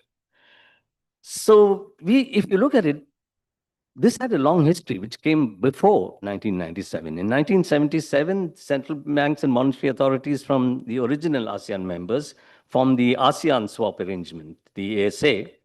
And this was followed subsequently by the Chiang Mai Initiative, which came in the 2000s. And then, of course, the Chiang Mai Initiative was multilateralized. And I'll see. Now, the thing is, what was the requirement for success of using these swap arrangements as some kind of safety net to be able to address a crisis? One was there was needed to be adequate funding relative to the likely emergency dollar demand when balance of payment stress was visible in a member country. Second, it had to be independent of US influence and IMF-style conditionality, because otherwise it doesn't serve the purpose. It only worsens conditions leading to other crisis. And it must be based on a framework that sidesteps regional tensions. This were the lessons which were being learned from the experience with the AMF and subsequently Miyazawa. The problem with the ASA, of course, is that it was low on ambition. There was just $40 million, which was provided, which is nothing when you have a balance of payments crisis, which runs into billions normally, particularly in a world of liberalized finance. There was a maximum to which any participant could get. Then you basically have some delay in offering assistance to anybody else, which the perception was that there would only be a sequential crisis, if at all, or crisis would occur serially, but normally contagion meant that there would be a simultaneity of crisis, as the 1997 Southeast Asian crisis illustrated. And that it's only temporary balance of payments difficulties that would require access to this kind of dollar liquidity demand. Now, the fallout of of trying to avoid any imbalance in power, of trying to avoid a regional hegemon, was also reflected in the way the ASA was structured. So you had equal contributions from countries from each country to the total fund, which basically meant that the amount of the fund was actually determined by the ability of the poorest country in the region, because of the fact that you wanted all countries to contribute the same amount so that there is no overbearing influence of one country over the other. Secondly, there was a contribution-linked ceiling. It was 1:2 on the amount you could borrow. So you in any case had a lower aggregate fund, but each country had limited access depending upon what it contributed, which was specified. Then the period for which you could use it was kept very low. And the consequence was the amount and duration of support was limited. And, there was, and finally, there was this fear that, listen, how are we going to enforce repayment? How do you know that countries are going to repay? And this became important subsequently because of the fact that what emerged was all a set of bilateral swaps. It was actually a sort of mismatch of bilateral swaps rather than actually having one framework with one pool of resources. Till, of course, after 2010, when the CMI was multilateralized and you actually made it one fund.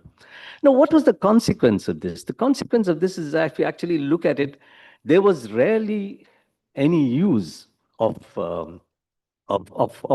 these facilities. But more importantly, the reason there was rarely any use of these facilities was that because of the inability to be able to put in place a regional surveillance mechanism, because you did not want to hand over the authority to surveil to anybody, and because of the fear till much later that you can allow richer countries, particularly the plus-3 countries, to put in a larger volume of resources to increase the size of the fund and therefore make it a viable fund at a point of time when crises occur, that there was an understanding which was written in and which remains, which basically said that if you go beyond a certain limit relative to your quota to borrow, the initial limit was 10% of what is your quota. Subsequently, it was increased to 20 and 30. But if you go beyond that, you could borrow from this regional fund only if you happen to be already as part of an IMF surveillance package or program. The reason was you were actually subcontracting surveillance because of fear of the regional hegemon. You were subcontracting surveillance to the IMF, and which essentially meant that you completely subverted the effort of trying to establish a certain degree of independence from the international system, which is what was seen as having created the conditions which led to the crisis and made the resolution of the crisis difficult.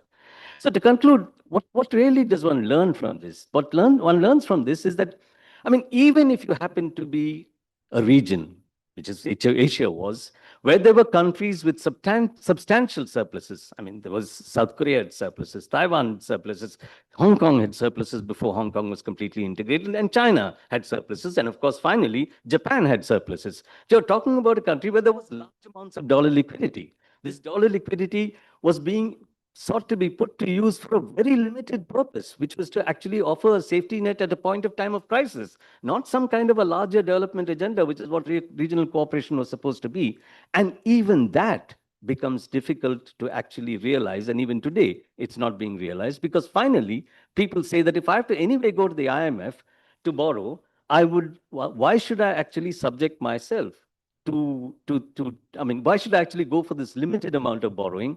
I can do one of two things. I can either go in for a swap with the United States and get dollars directly, or I can act, which Korea did, or I can actually go to the IMF and get myself larger amounts of money because anyway I'll be under IMF surveillance because of the fact that there has been this contracting of the monetary and civil surveillance mechanism to the IMF as part of what was supposed to be a regional agreement.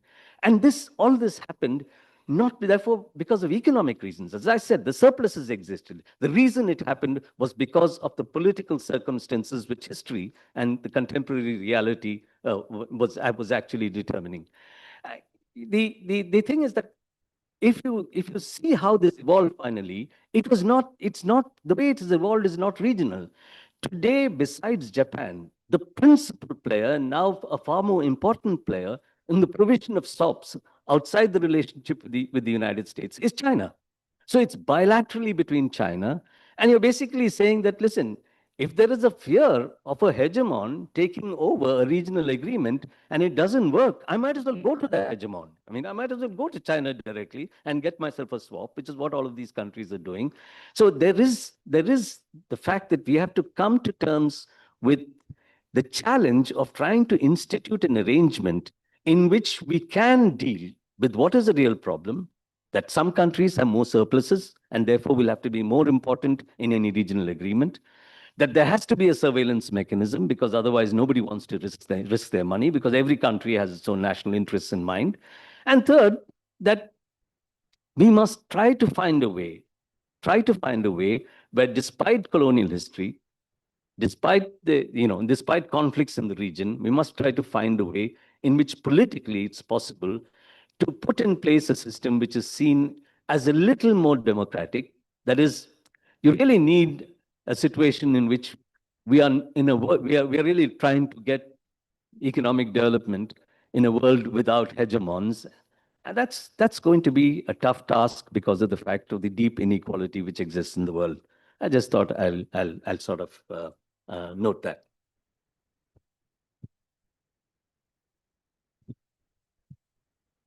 Thanks, Chandru. Thanks very much. So Diego will speak on the same theme of regional integration, but from a Latin American experience.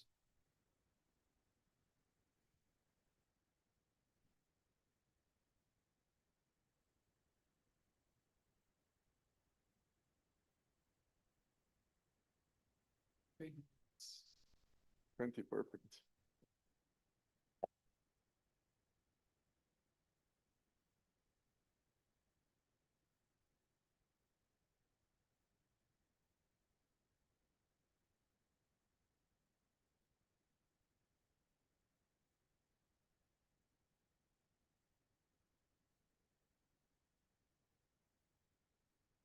Very perfect. Okay, good morning, everyone. Thank you very much, Charles, Dango, and everyone for inviting me here. To be honest, it has been these 2 days here in Dakar, hearing all the Pan-African experience has been really inspiring for me, coming from Latin America. You start to know that we have similar problems in terms of debt burden, in terms of inequality. So there are a lot of different characteristics. And despite that, unfortunately, the connection between Latin America and Africa is not easy, but we share a lot of common problems. We still depend a lot of the global north, in our case from the States, here a little bit from Europe. But most of the problems that my colleagues have mentioned probably are the same. Hippolyte mentioned at the beginning how our dependence from commodities, from extraction is huge. I think that is the case for our countries. And now that we start to talk about green transition, nobody talk about the macroeconomic vulnerabilities of this green transition for our countries that depend a lot from extraction, from oil and gas and coal. But also, Shakar has mentioned something that is really important. and is the capital account liberalization, and how it's hard to talk about integration in a financialized world and in a financialized countries, when our countries need to allocate more than 20 or 30% of their budget to the debt service. It's hard to think in other things. For me, the experience to work in the Colombia, I used to be a scholar and a heterodox scholar, but I had the chance to work in the finance minister with the first left progressive government in the history of Colombia in the last years. And you start to know how the financial pressure from the actors, from the IMF, and how they determine a lot of their policies, and even they can affect the integration. And probably it's something that I am going to talk. So I just want to say that before to start with a couple of ideas that are important, and probably one of the main lessons from Latin America, from South America, was a failure experiment of UNASUR that 10 years ago, that we tried to do a process of integration in the region, but probably now it doesn't work. And I will tell you later that. So I want to focus this presentation a little bit in why the subordinated financialization is an important constraint when we try to talk about regional integration. Probably when we talk about regional integration in terms of political approach, it's easy, but when we go to the economic part and the financial part, it creates a huge and important challenge, and also in terms of the fiscal policy of each country. Sometimes we didn't pay a lot of attention to the fiscal policy, but at the end of the day, when the IMF came to our countries to try to impose their policies, as some of these guys say, IMF is most about fiscal, and they don't care, and they care a lot about that. So they are the straight jacket for this kind of integration. So some quick ideas regarding the subordinated financialization, and actually is how is the financialization in the emerging countries. When you talk about financialization in the global north, you talk about financial market, complex assets. But when we talk about financialization in emerging markets, it's important to talk about the capital flow, volatility, exchange rate, instability, and actually all these dependence, the financial dependence in our region. I think that it's a first challenge when we are going to talk about integration. When we talk about regional integration, usually we take a look to the European Union, and of course, we take a look with a common currency that probably now after the 2008, 2010 crisis in Europe, a lot of people is reluctant to talk about the unique currency. Probably it's time to talk about common currency. It means that each country can have their own currency, but is the time to find some common currency for trade. And I think that this is one of the first challenge of regional integration. How we can not depend anymore from the US dollar. The whole idea of the monetary hierarchies that my colleague Bruno De Conti, who is here, he has studied a lot. Probably this is one of the first challenge. If we really want to talk about regional integration, even if Latin America, even is Africa, probably is not the dream of the common currency, of the unique currency, but probably one common currency for local trade. Otherwise, we are going to depend from United States or from Europe, mainly from the dollar. Actually, when I was there in the government, my president, we tried to challenge Donald Trump, and immediately his response was, okay, I am going to put you economic sanctions of the terrorist countries. And it's create immediately a turmoil, and actually we have to put our head down and say, okay, we still depend on you. Because even if you want to do commerce in euro, you need to go to Wall Street banks for all the exchange. Even if I want to do any transaction here in Africa with my Colombian credit card, at some point in the transaction, it goes through Wall Street. So basically, this is one important point that we need to think in terms of subordinated financialization. How we think toward the future in the new financial architecture. And I think that the main objective of the regional integration, even if Africa or is Latin America, is how as a continent we can put pressure for a new financial architecture. Otherwise, we can do a lot of integration, but still we're going to have a financial dependency on the US dollar, a little bit more on the euro, but most in the dollar. And probably this is a first path of the subordinated financialization. We have another dimension of the integration, even in terms of geographical integration, even in terms of simple things like flight connections. To come from Latin America to Africa, I need to go through Europe every time. So from these basic things, we need to go through things. So I think that this idea of subordinated financialization and try to think in common currency are tools to think how we're going to strengthen together for a new financial architecture. Without a new global financial architecture, it's really hard to think in a proper regional integration. And of course, because which are the consequences of this? And probably we have a reduced room for economic policy. And I think that probably it's what happened in Senegal, what's happened also in Colombia, when you have all this pressure and you don't have the support from your neighborhood countries. Probably you have all the constraints on development financing, you have currency devaluations.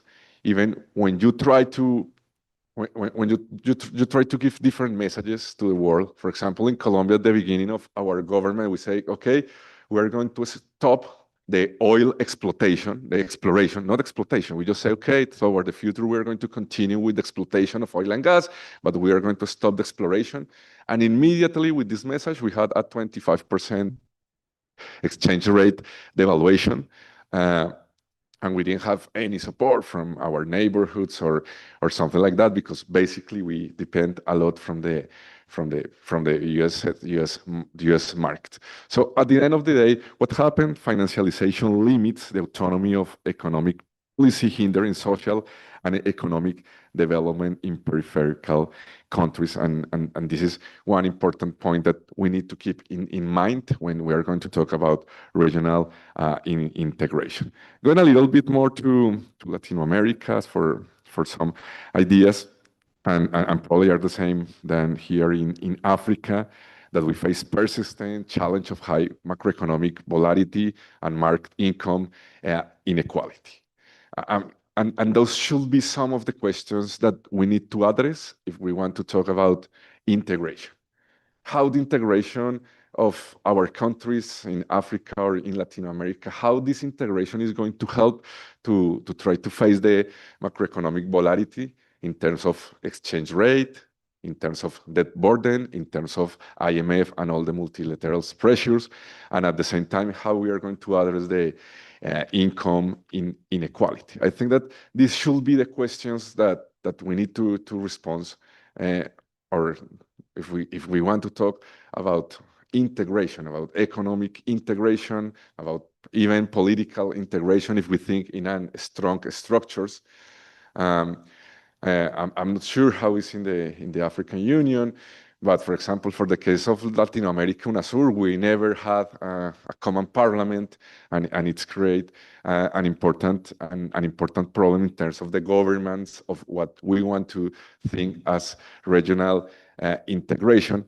And of course, the fiscal policy doesn't work and doesn't work to reduce inequality. It seems to be that our fiscal policy is completely oriented to respond to the debt service. And every time that we try to do a tax reform, probably most of this new income keeps going to the debt service, and we are in this idea of the debt trap that Hippolyte mentioned. So it has to be something that we need to think. We need to think in regional integration to find solution to the debt trap.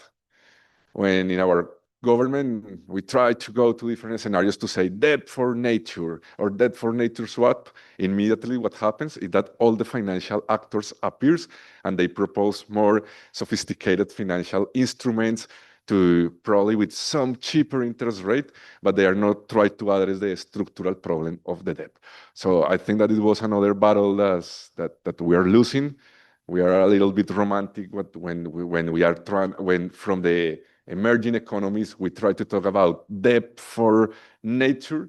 Immediately, this is this idea that all the neoliberal capitals and financial actors, they take advantage from that. And I have that experience. I went to a couple of meetings with financial actors in Geneva, and I immediately, you want debt for nature? We have for you, but there is a commission of 1% that from our bank is going to charge you for this new financial product. So everything is this kind of business. So how we can, from the integrated world, can address this kind of problems. There is one dimension that sometimes as economists we never think, and are the low dimension, or the code of the capital, how the capital has built a lot of different laws to protect itself. And in the case of Latin America, the fiscal rules start to be an important straitjacket. And even if you are a new government with progressist idea, you also need to change that laws, but you need also majority in the parliament. So the challenge is important. And even if we are going to think in regional integration, I think that we need to think in probably some fiscal agreements between the participants. Probably one of the main challenges of the European Union, and I'm not expert, but was the Maastricht treatment, the Maastricht agreement, when they put an important straitjacket to the balanced budget. Even which are going to be these rules when we talk about economic integration. Otherwise, we are going to create an unbalanced integration that even happen in the European Unions, when you have like let's say like the Mediterranean countries, the famous peaks in the crisis, the Portugal, Ireland, Spain, that before the currency integration, they used to have different interest rates. And then the Central Europe took advantage of that. And when they came to the currency union, it was easy for them to indebt that countries with better interest rates, of course, but creating more dependence in terms of financial terms. So which is going to be the balance when we are going to talk about the regional integration? I think that this is another important topic, because probably not all the countries in Africa or not all the countries in South America have the same weight. Actually, in South America, some people start to talk about sub-imperialism dynamics, where you have like Brazil as the big actor, the big player, and what is going to happen with the rest of the countries. Probably here we could try to discuss also the same dynamics, you know, more than me about Africa, but it's also something that we need to talk about, these fiscal responsibility things. There are another two important topics to think, and is that after the pandemic, probably we have in Latin America a new progressive wave, and we try to create some kind of new links and try to strengthen our collaboration with Brazil in terms of the Amazon cooperation. I think that it's also important to think in terms of regional integration. What are our common purposes? For our case in South America, a common purpose is how we are going to take care of the Amazonic jungle as the one of most important assets in terms of green transition. Probably we need to find common purposes in terms of continents. But after the pandemic, it has been hard in terms of the debt burden. I think that the debt burden for the whole underdeveloped world or emerging world is a huge challenge. And actually, this debt burden didn't let the progressive governments to do what they are expecting. And probably we have a new wave of far-right wing governments in the next years. Probably it's going to happen soon in Chile. Probably going to happen soon in Colombia, because despite as progressive government, you post different things.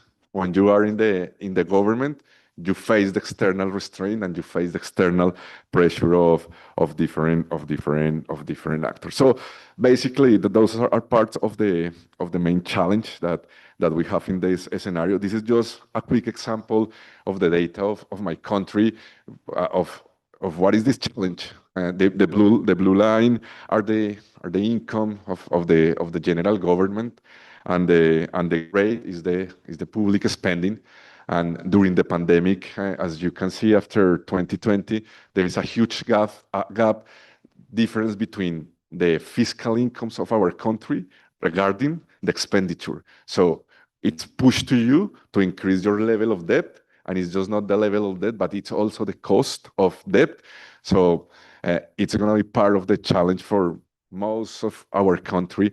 There's a structural difference between all the public expenditure needs regarding the fiscal income, and it's also something that we need to discuss when we talk about that. Okay, just to finish, a quick thing regarding what probably our first experiment of UNASUR, that was the experiment in South America, that actually in the first decade of this century, there was a first progressive government in Latin America with Chavez in Venezuela, Hugo Correa in Ecuador, a lot of different presidents from progressive approach. And they created UNASUR in 2008, and the main idea was to try to build an integrated market and try to reduce the financial and commercial dependence from the states. But basically, as a continent, we failed because probably was more political message, but we were not able to create economic institutions and try to advance in a real economic integration. At the end of the day, our dependence from the US dollar is really strong. And actually, after 2018, and with the change of the political cycle, this institution of UNASUR failed, and probably to mention that probably what did it fail because we didn't have any fiscal or monetary governance structure. So when we talk about regional integration, it's important to talk about economic institutions. Probably the integration was just based on isolated projects and not strong rules.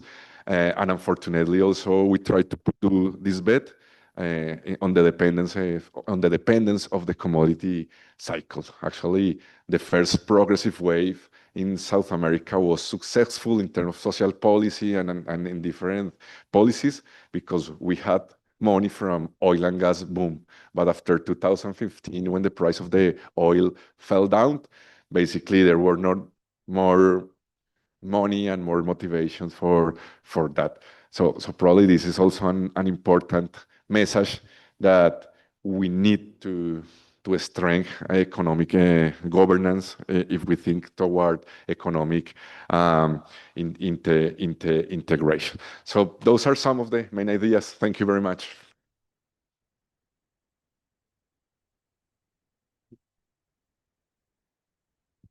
Thank you, Diego.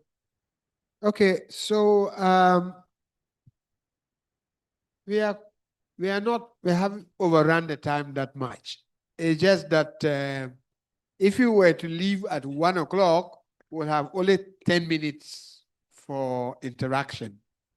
So may I crave your indulgence to take another 10 minutes of your time? So we have 20 minutes for interaction. Okay. In order not to take any further time offers, anybody with a comment or question? Okay, I see 2 already. Any other? So we have 3. So we can do the 3 and see how much time we have left over there. There are 4, huh? Okay, 3 here and 1 over there. So we can finish the cluster of 3 and then 1 here. I want to thank the presenters for the presentation. And I want to remark on Hippolyte's call for the Continental Army in Africa. That is an army to defend the African people. And that African unity will be dependent on the unification of the army of the African people. But the underlying challenge of this panel is its reluctance to deal with the fragility of the United States and the fragility of the military management of the international system. Because what is called financialization is a fetish. It's a fetish which conceals the economic power that was wielded before 2008. But the reality is economic power has shifted. So the financialization that we're talking about is financialization which is built on military bullying. And what we should appreciate is the skillful developments of the ASEAN countries. My colleague presentation on ASEAN has given us the origins, but the most recent manifestations in Asia tells us about the direction that we are going in the regional comprehensive economic partnership and the role that countries like Vietnam has played in its very skillful negotiation between the United States and China for its military independence and its political leadership. And I don't know if because of your own history there, I was hoping you would say something more about India, because India in 2015 was part of RCEP. And India has now decided to put its future with US military imperialism. And so I think that the military question precedes the financial question. And the future of India's relationship with Vietnam and Malaysia and Indonesia is more important than its relationship with China. And our proposition in Africa is Africa should be a bridge to strengthen that anti-imperialist alliance, because the capitalism we are talking about is racial capitalism. It's not finance that is based on accumulation of wealth. It's based on white racism. And therefore, the concept you use about Anglo-American finance is racial. And therefore, India, we're looking forward to breaking that alliance with the kind of chauvinism that's coming from Modi to support US fascism. And we want India to join RCP and join the African people.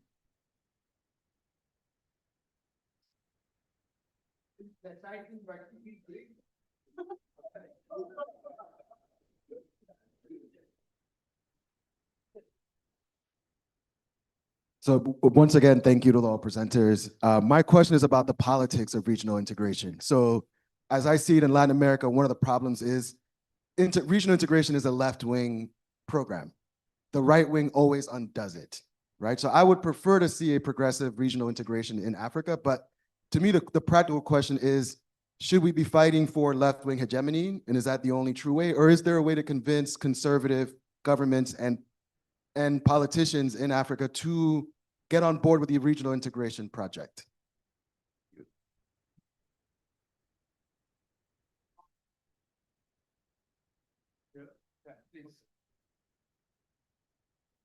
Okay, thank you so much. My question is for Mr. Hippolyte Fokak. When you are talking about integrating a global value chain, I would actually know what you exactly mean there. Is it that we should integrate this global economy that is really failing, or when you talk about this need of deconnection, you know, and in this context of multipolar world, also there is a link, another link question. It's about do we have this dilemma between deconnection and, you know, diversifying our partnership? Alors, merci beaucoup. Alors, je vais parler en français. Comme, mon nom, c'est professeur Bouba Diop. Je vais donner mon point de vue du point de vue universitaire, académique et du point de vue société civile. Je ne suis pas dans une position de gouvernementale. Je voudrais faire cette précision puisque ma première question, c'est à propos de l'éducation et de l'enseignement. Je crois que le premier intervenant en a parlé. Je suis d'accord avec lui sur l'entrée par la culture. Il faut qu'on parle nos langues africaines. Aujourd'hui, nous travaillons en français et en anglais. Et c'est un signe de problème. Parce que nos langues ont leur force. Et si on veut transformer nos pays, il faut enseigner d'abord dans les langues africaines et ensuite les langues étrangères, surtout les langues que j'appelle les langues créoles. L'arabe, l'anglais, le français, c'est des langues créoles en Afrique. Et il faudrait, cela j'appuie le premier intervenant. Le deuxième point, c'est à propos de l'Afrique, centre ou périphérie. L'Afrique est le seul continent qui est relié naturellement aux autres. Il faut qu'on en tire les conséquences. Parce qu'on n'en tire pas les conséquences, on a des problèmes. Et dès qu'on quitte ce continent, on a l'impression qu'on a des problèmes. La projection Peters montre que l'Afrique, c'est le continent d'origine. L'être humain est né en Afrique. C'est à partir du continent qu'il est allé ailleurs. Donc, c'est là aussi, il faut en tirer les conséquences. Nous le savons. Troisième point, c'est l'intégration régionale. Je voudrais demander aux intervenants le rôle des institutions sous-régionales et leur articulation avec le régional. Le régional, c'est l'Afrique. Mais les institutions sous-régionales, il n'y a que la CEDEAO qui semble faire plus de progrès. Les autres sont bloqués. Je ne reviens pas là-dessus parce qu'en 2005, ces questions, je les posées au chef d'État qui dirigeait le NEPAD. C'était en 2005, il y a dans la salle qui était présent d'ailleurs. Mais ils n'ont pas répondu aux questions, les 5 chefs d'État. Sur 3 questions, la dette, sur la question de la participation de la jeunesse et des femmes, et sur la question très sérieuse de la place des travailleurs et d'autres organisations. Jusqu'à présent, les chefs d'État n'ont pas répondu à ces questions et on tourne en rond. Je termine sur la question des migrations. Les migrations, il faut travailler sur la réciprocité et la souveraineté. Les Africains, moi je viens il y a une semaine d'un long voyage, partout c'est mépris, partout c'est les droites qui gagnent. Et les Africains ont énormément de problèmes à circuler. Il faut qu'on soit courageux et qu'on ait le passeport africain dont on a parlé. Le passeport africain, on en parle depuis longtemps. Même pour circuler au niveau du continent, il y a des problèmes. Voilà, félicitations, mais il faut qu'on tire des conclusions et des décisions. Merci beaucoup.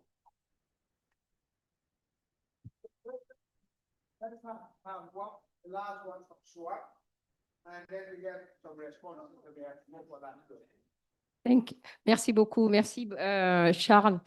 J'aimerais rebondir sur l'intervention de Boubacar. Il a parlé de l'intervention des femmes et des jeunes. Là, je crois qu'il faut arrêter de combiner ces deux-là. Nous sommes les mamans. On n'a pas les mêmes problèmes. Pas sur ce continent, s'il vous plaît. C'est très grave de continuer à faire parce que ça a une implication sur les politiques. On met le même ministère pour les deux et ce n'est pas le même problème. Mais je crois que il y a une chose qu'il a dite qui est très importante, c'est-à-dire que quand on quitte le continent, on a l'impression qu'on a des problèmes. On prend, par exemple, j'ai beaucoup aimé, j'étais pas là, hein, je suis partie quand Hippolyte a parlé parce que j'ai un peu de mal avec un intellectuel africain qui, au bord de la mer, n'arrive pas à enlever sa cravate déjà, parce que c'est un peu traumatisant quand même hein, d'être africain de nos jours et de ne pas être capable d'assumer son identité et ses habits. Il est quand même camerounais, c'est très riche. Hein. En habits, en couleurs, et voilà. Donc, c'est dit, c'est fait, voilà. Maintenant, pour le reste, je crois qu'il y a quand même un petit souci avec cette histoire de dire qu'on a des problèmes quand on quitte le continent. Et ça devient un souci majeur à Addis Abeba, par exemple, où l'histoire du passeport, il ne faut même pas en parler. Même Dangote a besoin de 35 visas sur son passeport pour faire du travail hein, sur le continent, on ne s'en sort pas. Mais il y a aussi cette attitude où les valeurs unitaires sont remises en question dès qu'on passe l'eau. Et quand on va à Washington, par exemple, alors Hippolyte qui ne veut pas enlever sa cravate et sa chemise blanche, va quand même travailler là-bas, parce que les gars, quand ils arrivent de l'autre côté, il n'y a pas de ministre africain là-bas, hein. On est des groupes dans les deux boîtes les plus importantes, aussi bien la Banque mondiale que les FMI. On est groupe 1, groupe 2, les nègres. Après, on a les riches, les trois, l'Afrique du Sud, l'Angola et le Nigeria, qui maintenant, voilà.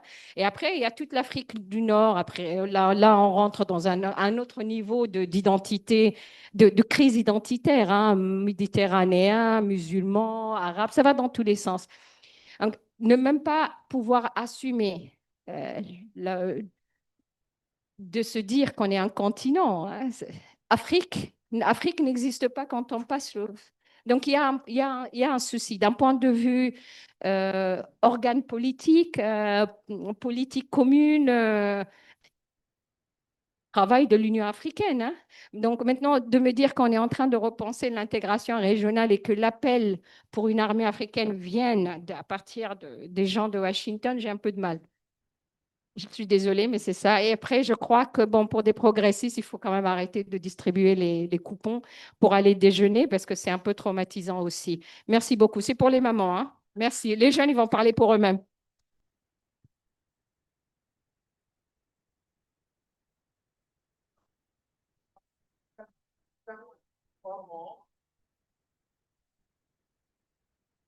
Okay, behind the last one, please make it brief so we can go for lunch. Yes. It will be the last one, and we have some responses. Merci beaucoup, merci beaucoup. On parle beaucoup d'intégration africaine.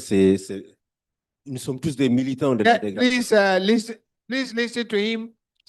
Nous sommes tous des militants de l'intégration africaine, mais malheureusement, je crois que cette idée n'a jamais été aussi en danger qu'elle ne l'est actuellement. Il faut qu'on regarde la réalité en face. Le sentiment nationaliste se développe dans la plupart de nos États. Aujourd'hui, dans un pays comme le Sénégal, disons-nous la vérité, il y a un courant politique qui est né, qui est en train de capitaliser sur l'autre, n'est-ce pas? L'autre, l'étranger, l'autre qui prend des emplois, exactement le discours de l'extrême droite en Europe. Vous allez au Gabon, on dit les commerçants sénégalais et les Ouest-Africains ne peuvent plus faire le commerce de détail. C'est l'État qui décide. C'est des immigrés qui sont là-bas depuis certaines 2 décennies. Subitement, l'État décide, il ne faut plus faire le commerce de détail dans le pays.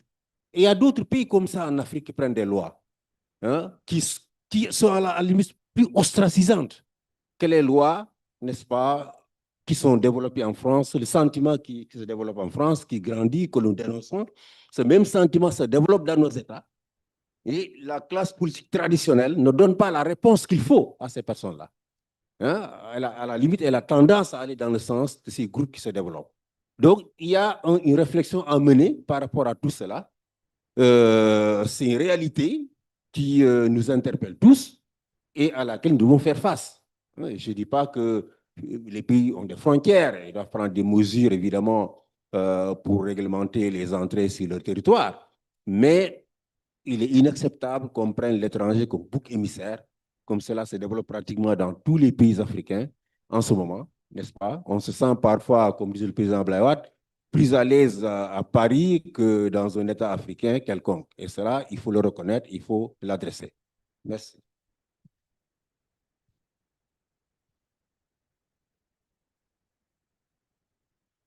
So, thanks very much. I think we can take no more than 3 minutes each of responses, starting from Chandru.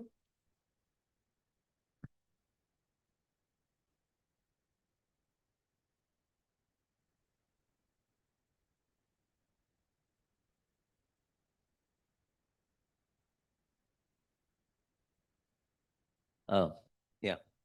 Right. Yeah, just briefly to respond to Professor Campbell. You know, I mean, I didn't deal with what you mentioned, but it illustrates what I think I was trying to argue. If you take the RCEP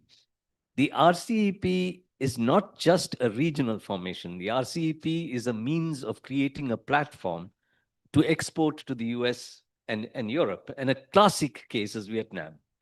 Vietnam is one country which ran to negotiate with Trump when he imposed his 40%, threatened to impose his 40% tariff. They have a 20% tariff, but they also have a 40% tariff on what are called transshipped goods, because it's basically the location for Chinese, South Korean, and other capital from Asia, to a certain extent, Japanese capital, to locate in Vietnam, to export to the United States, from goods varying from electronics through garments, through cycles, and and a whole host of things.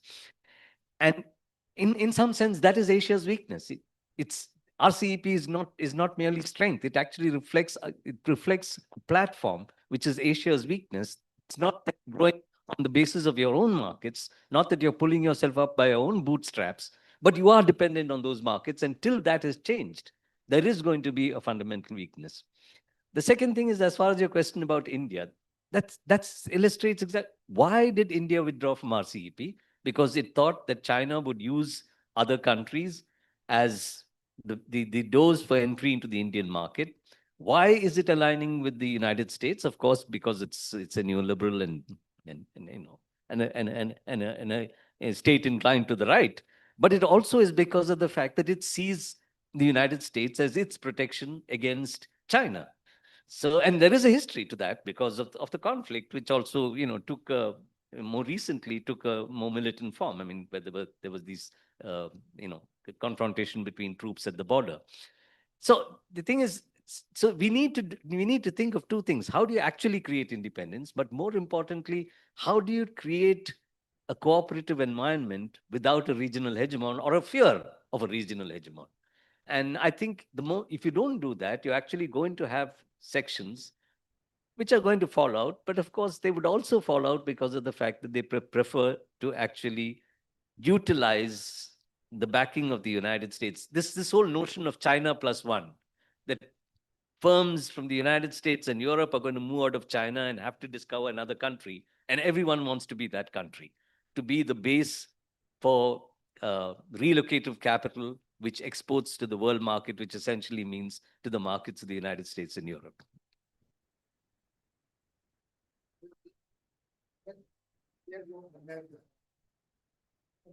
Yeah,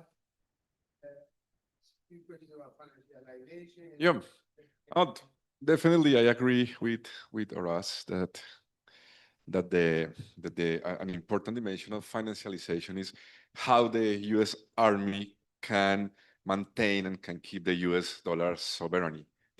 Behind the U.S. dollar sovereignty is the important army machine of the United States, and this is something that we cannot left to take into account. So I completely agree with you. This dimension of financial capitalism is completely connected with the army and the defense of when they go to each war around the world is to try to keep the US dollar hierarchy. So I think that is one important dimension. Regarding the migration, I think that somebody was talking about the center periphery dimension, that I think that this is a really important category for our countries, because this is kind of paradox. We are the center of the world when we are in the tropic, but in terms of the economic world, we are the periphery. And I think that part of the main challenge of the regional integration is, okay, we should not be anymore the periphery. We are in the center in the world. We are rich in terms of many, many things. How the regional integrations is going to help that. Because also there could be some kind of collateral effects of integration, and probably sometimes the people could just take new roads to go to global north. Just a small history of what that happened for us in the government. We start to strengthen a lot of links with some African countries. So we removed the visa in Colombia for a lot of African countries. And in the upcoming months, we start to have a lot of flights from Istanbul or other countries close to Africa to Colombia, and they start to use just Colombia to go to United States. So it was kind of paradox that you try to create integration, but you don't get the real thing, just creating like new bridges for the global north.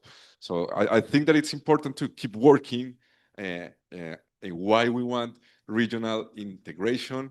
If we want migration to strengthen our links, our culture, our economic, and not just integration to lost what we have. So probably those are some of the topics that are important to connect in this reflection regarding Africa and Latin America. And just one important thing to finish. We talk a lot about global South-South cooperation. Recently, in different events where I have been, we talk about South-South cooperation.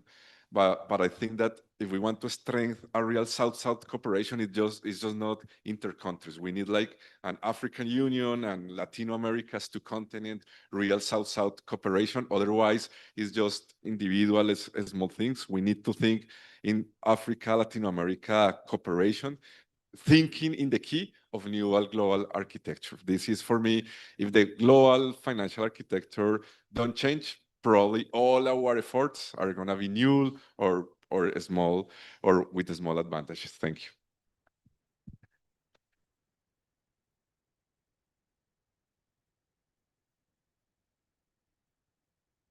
Thank you very much, and thank you, Dr. Campbell, Professor Campbell, for that wonderful contributions. I think I fully concur with you.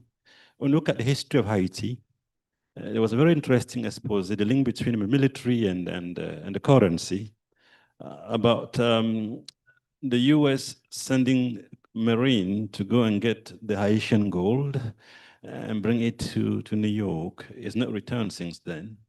So it's very important to stress the importance, the role that the military play in the issue of sustaining the US dollar as a reserve currency. And in fact, we have a case whereby there are US general, military general, who worry more about the US dollar than the army that they actually overseeing. And that said, we are entering a very interesting era of the world, whereby for decades we've seen the distance, the disconnect between the real and the financial sector. In the city in London and Wall Street, and that disconnect between the real and financial sector is actually at the root of rising macroeconomic imbalances, which is to say, the US accumulating structurally large trade deficit toward China, Germany, Japan, and Korea, and so forth, even Switzerland for that matter. And so that has actually suddenly led policymakers in the US, in the West in general, to realize, in fact, the real sector is very important. And you've seen that in this trade war, the country has been the most effective at waging the trade war is China, in part because the rest of the world, including the US and European, rely on China for the real sector, for what is rare earth material, but also advanced manufacturing, for intermediate goods, for the global supply chain. So it's very important for us, as we focus on this integration, to use what we are pushing in terms of monetary integration as a vector for transforming African economies to strengthen the production structure. And when we go essentially to get the US dollars to incur debt, one of the main drivers of that debt, essentially to close the balance of payment gap, and which enable us to sustain import. But what we've also done, which is quite terrible, is that we've actually got to the point where there is an implicit cost of holding reserve for precautionary motive. And that has been very costly, and to the point where we can actually go and take a loan, issue bond at 10, 15%, while we're actually holding reserve at less than 2% interest rate. And that premium is actually very costly, which is actually making our debt arrangement even more difficult. And all the more reason for us to push for these integrations and develop the bond market, the domestic bond market, to reduce the risk of essentially original sin, where we tend to take more loan for investment and development in foreign currency. And that takes me to the point made on the importance of really global supply chains. And you're right, and the direction of African trade has changed as the center of gravity of the world economy shifted east. And essentially, what has not changed is the compositions. For decades, what we did, we exported raw material to Europeans and American consumer, and then imported in return manufactured good at higher price, and leading us to that structural trade deficit that the region incur. One egregious example of that trade imbalance was Nigeria exporting crude oil to the US, and the US will refine that crude oil in the Gulf of Mexico or Gulf of America, if you are Trump, and then re-export the refined petroleum, the residue of that to Nigeria at a premium. And now India has become essentially Africa's second largest trading partner, overtaking the US. China is the first. And I did ask my staff at some point, what is India's main export to the US, to Africa? And the pharmaceutical product, but the data told us that it was refined petroleum. And India is actually also importing crude oil and then exporting back to the continent refined petroleum. And we are essentially integrating the global supply chain as provider of raw material, essentially exporting value. And if you apply that to the cocoa sector, where Ghana and Cote d'Ivoire account for more than 77% or 80% of cocoa production in the world, and the global value chains in the cocoa is $120 billion, and Africa is able to capture less than 12 billions. As a result, we are essentially exporting jobs, exporting more values, and regional integrations and effective implementation of the AFCFTA will enable us, through the rules of origins, to actually provide and produce what we consume. I believe it's Kwame Nkrumah who said, we produce what we do not consume and import what we consume. The idea is to reverse that, to produce more domestically. And that will boost intra-African trade, which is currently at 15% total African trade, less than 70% of Euro. So I think we have a lot to do, but regional integration pushed by IDEA will enable us to achieve a lot in terms of integration. Thank you very much. Okay. Thank you very much. We've come to an end. I just wanted, before we give them the final applause, to acknowledge the comment made by the gentleman in white. And this was a concern that we have an emergence and a proliferation of narrow nationalisms, where some African governments and political parties are increasingly excluding other Africans from the market, labor market, the goods market, and so on and so forth. And just to make the point that reflects Issa Shivji's point about the lack of a people-centered Pan-Africanism as a discourse. And so we think structures, but not people and people relationships. I think it's a valid point. I didn't want it to go unreferenced. Okay, thank you very much for a fantastic session and for your patience and interest and questions. I must acknowledge the presence of the former Minister of Culture, I think somebody is writing. It's very difficult to read. Can you read it, please, so I don't make a mistake? Oops. We have among us the former Minister of Culture and writer, Mr. Makili Gassama. Thank you very much. Can you just continue with the applause, which is spikes us up for lunch for the panel? Thank you very much. That brings an end to it, and bon appetit.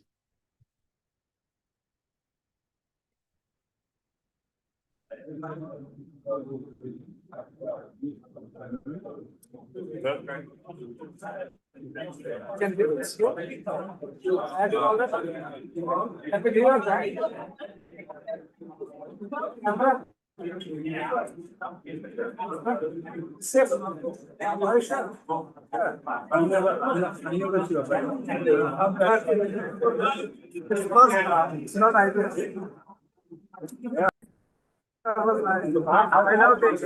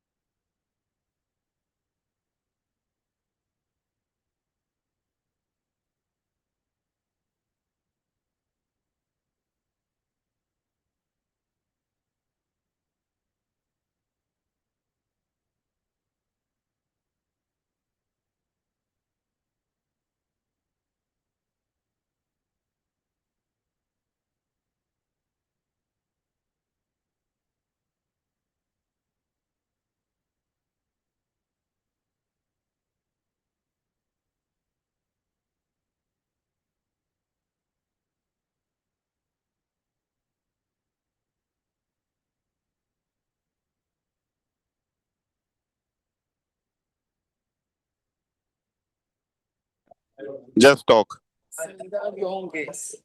Hello? No.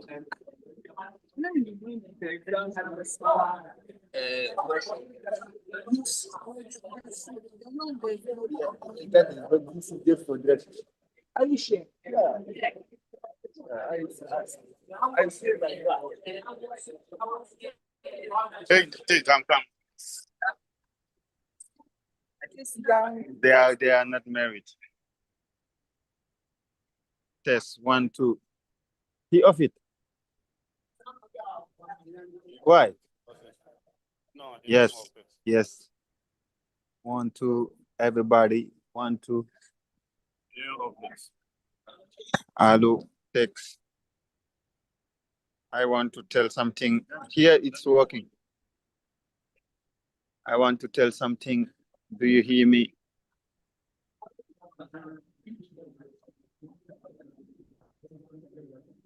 Tell something about the world. I want to tell something.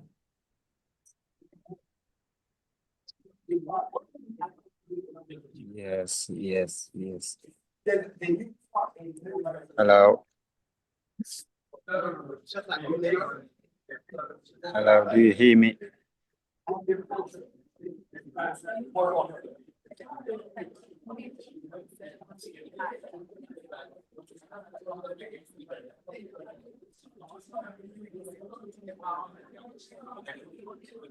One, two, 1, 2, 1, 2, 1, 2, 1, 2, 1. Everybody, 1, 1, 2, 1, 2, 1, 2, 1, 2, 1, 2. Yes. 1, 2. Hello, hello, hello, hello.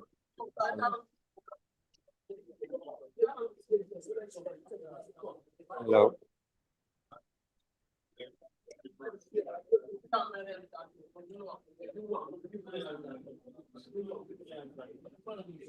Do you hear me? Do you hear me? Do you hear me? Do you hear me?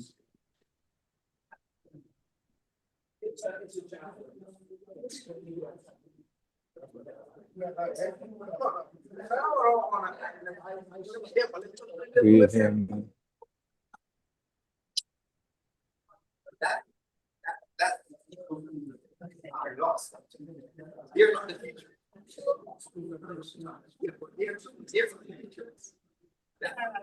Hello, hello.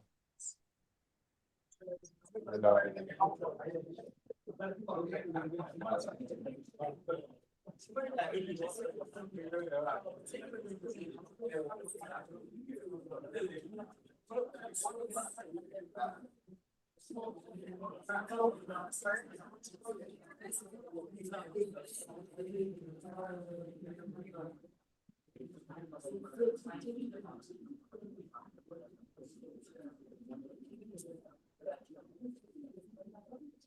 Hello, hello, hello, hello.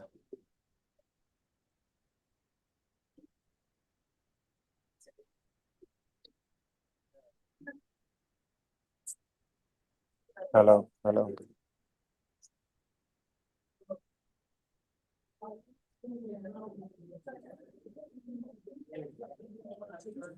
Hello, hello. Said he off it. When he come. He off it. That's why we would like to do the test. So let's go to it. Let's go to it too.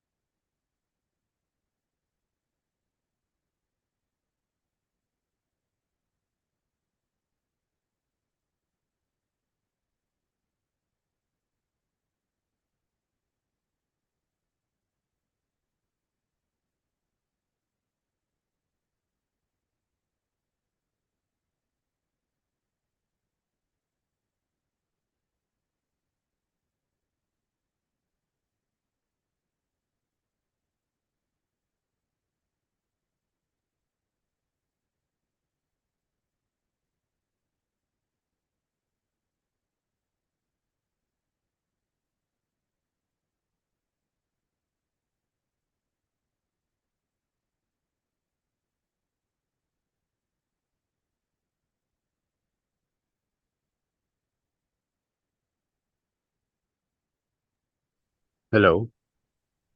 You should come. I wanted to come here. Okay. No, it's not coming. Okay, just a minute. Wait. Okay. Hello.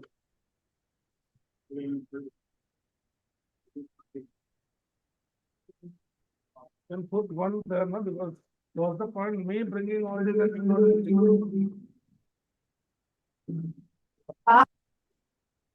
Hello. Yeah. Hello. It's okay. It's okay. You see-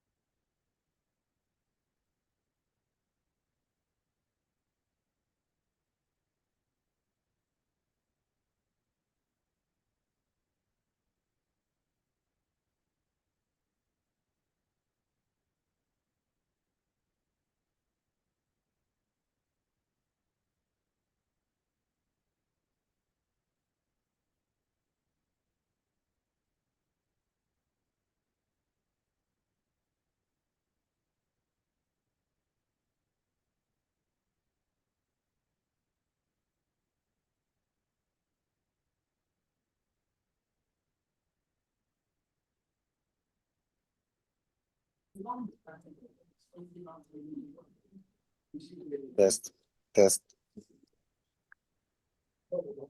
Let me ask him to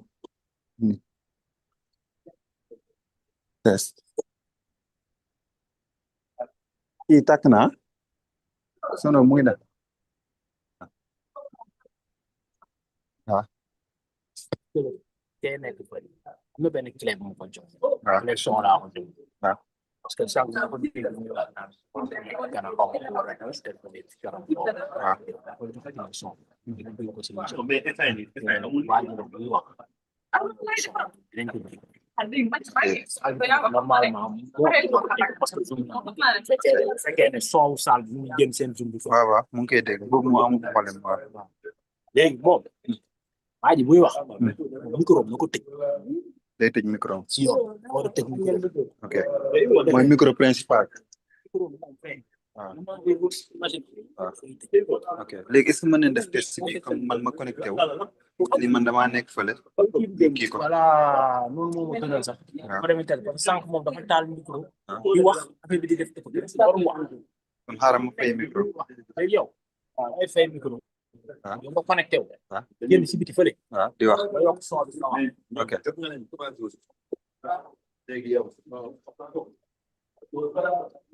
Adam, he said, for that, we have to cut the microphone of this one. We have to cut it. Yeah, you have to cut the microphone. And then me, I will go outside. I will So talk. go outside then. Yeah, but he said if this is connected, it will make an echo. So yeah. Après da nga koy jox benn micro. waaw boo génnee ñu des jox ko benn micro. ma jox ko benn micro. waaw comme ça yow boo waxee fee. waaw moom muy wax ak yow. Take this microphone. Comprends? Yes. Take this microphone, and then you will talk. And after I will hear. Comme na toog rek mu wax ci micro bi. Meaning, we are going to make a test. we are going to make the test. A test. Me and the general. You are here in Senegal. So when you talk with this, I will hear you, and then I will tell you.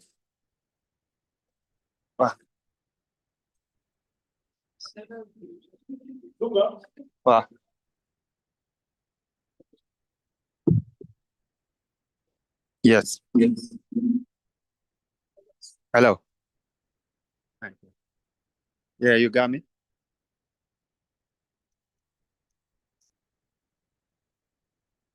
Hello? Adam. Please tell something. Can you hear me? Yeah, I do. You can hear very well. Yeah, I'm hearing you very, very well.